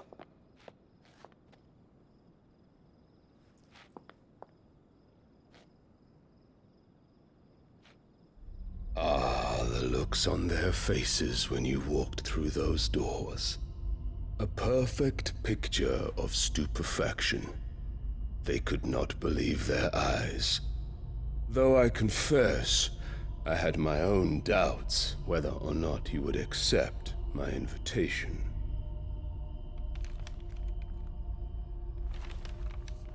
Well, he doesn't care about anybody, that's the thing. Except himself. It's a common trend in this game, I've noticed. Look at how dumb his rings look. Such shocking news. Sid isn't a son of a whore. He's the son of an empress. Your own dear Clive. Absurd. Who fed you these lies? I have never spent a moment among criminals, save at the gallows. I came here with my son, not to entertain your baseless accusations, but to put an end to the senseless hostilities between our nations. Very well. You need only agree to the terms I set out. Sid took the life of someone dear to me, a woman by the name of Benedicta. I swore to take his in turn. This would not be disagreeable to you, I take it. You would finally be rid of the stain on your noble name. In return, I will leave Sanbreque in your capable hands. Your Imperial Majesty. So, he is... This is fascinating. He is negotiating on behalf of his country by having shoved all of the actual leaders of his country out of the negotiating room. And he is willing to essentially put the war aside and give them what they want in exchange for him getting what he wants. Yeah, he's literally trading revenge for a ceasefire. That is fascinating.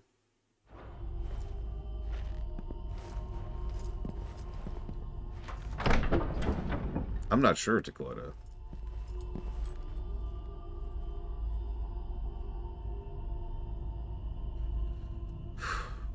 And all for the love of a common whore. Dominant or no, one cannot hide one's breeding. And beasts will ever belong with beasts. By the way, this is what old money looks like.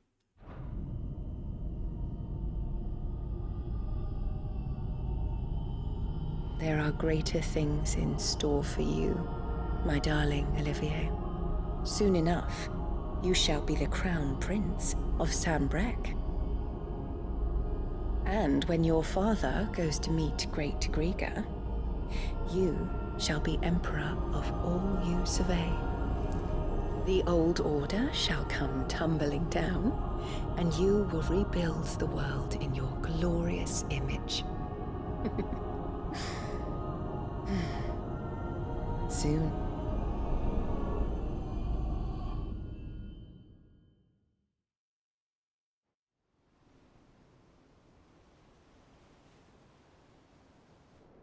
Yeah.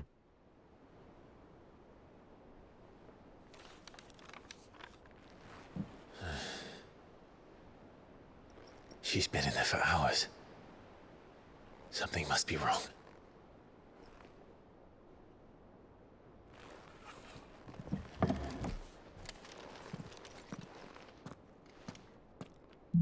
See you around, Steppenwolf. Yes, that's right. Greg is the god of the new world. Wait.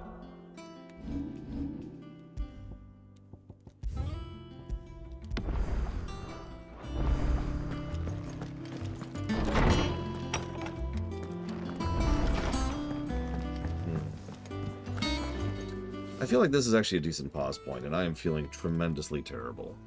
So I'm going to go ahead and do that. But I will be back after the lunch break. I'll see y'all in a little bit.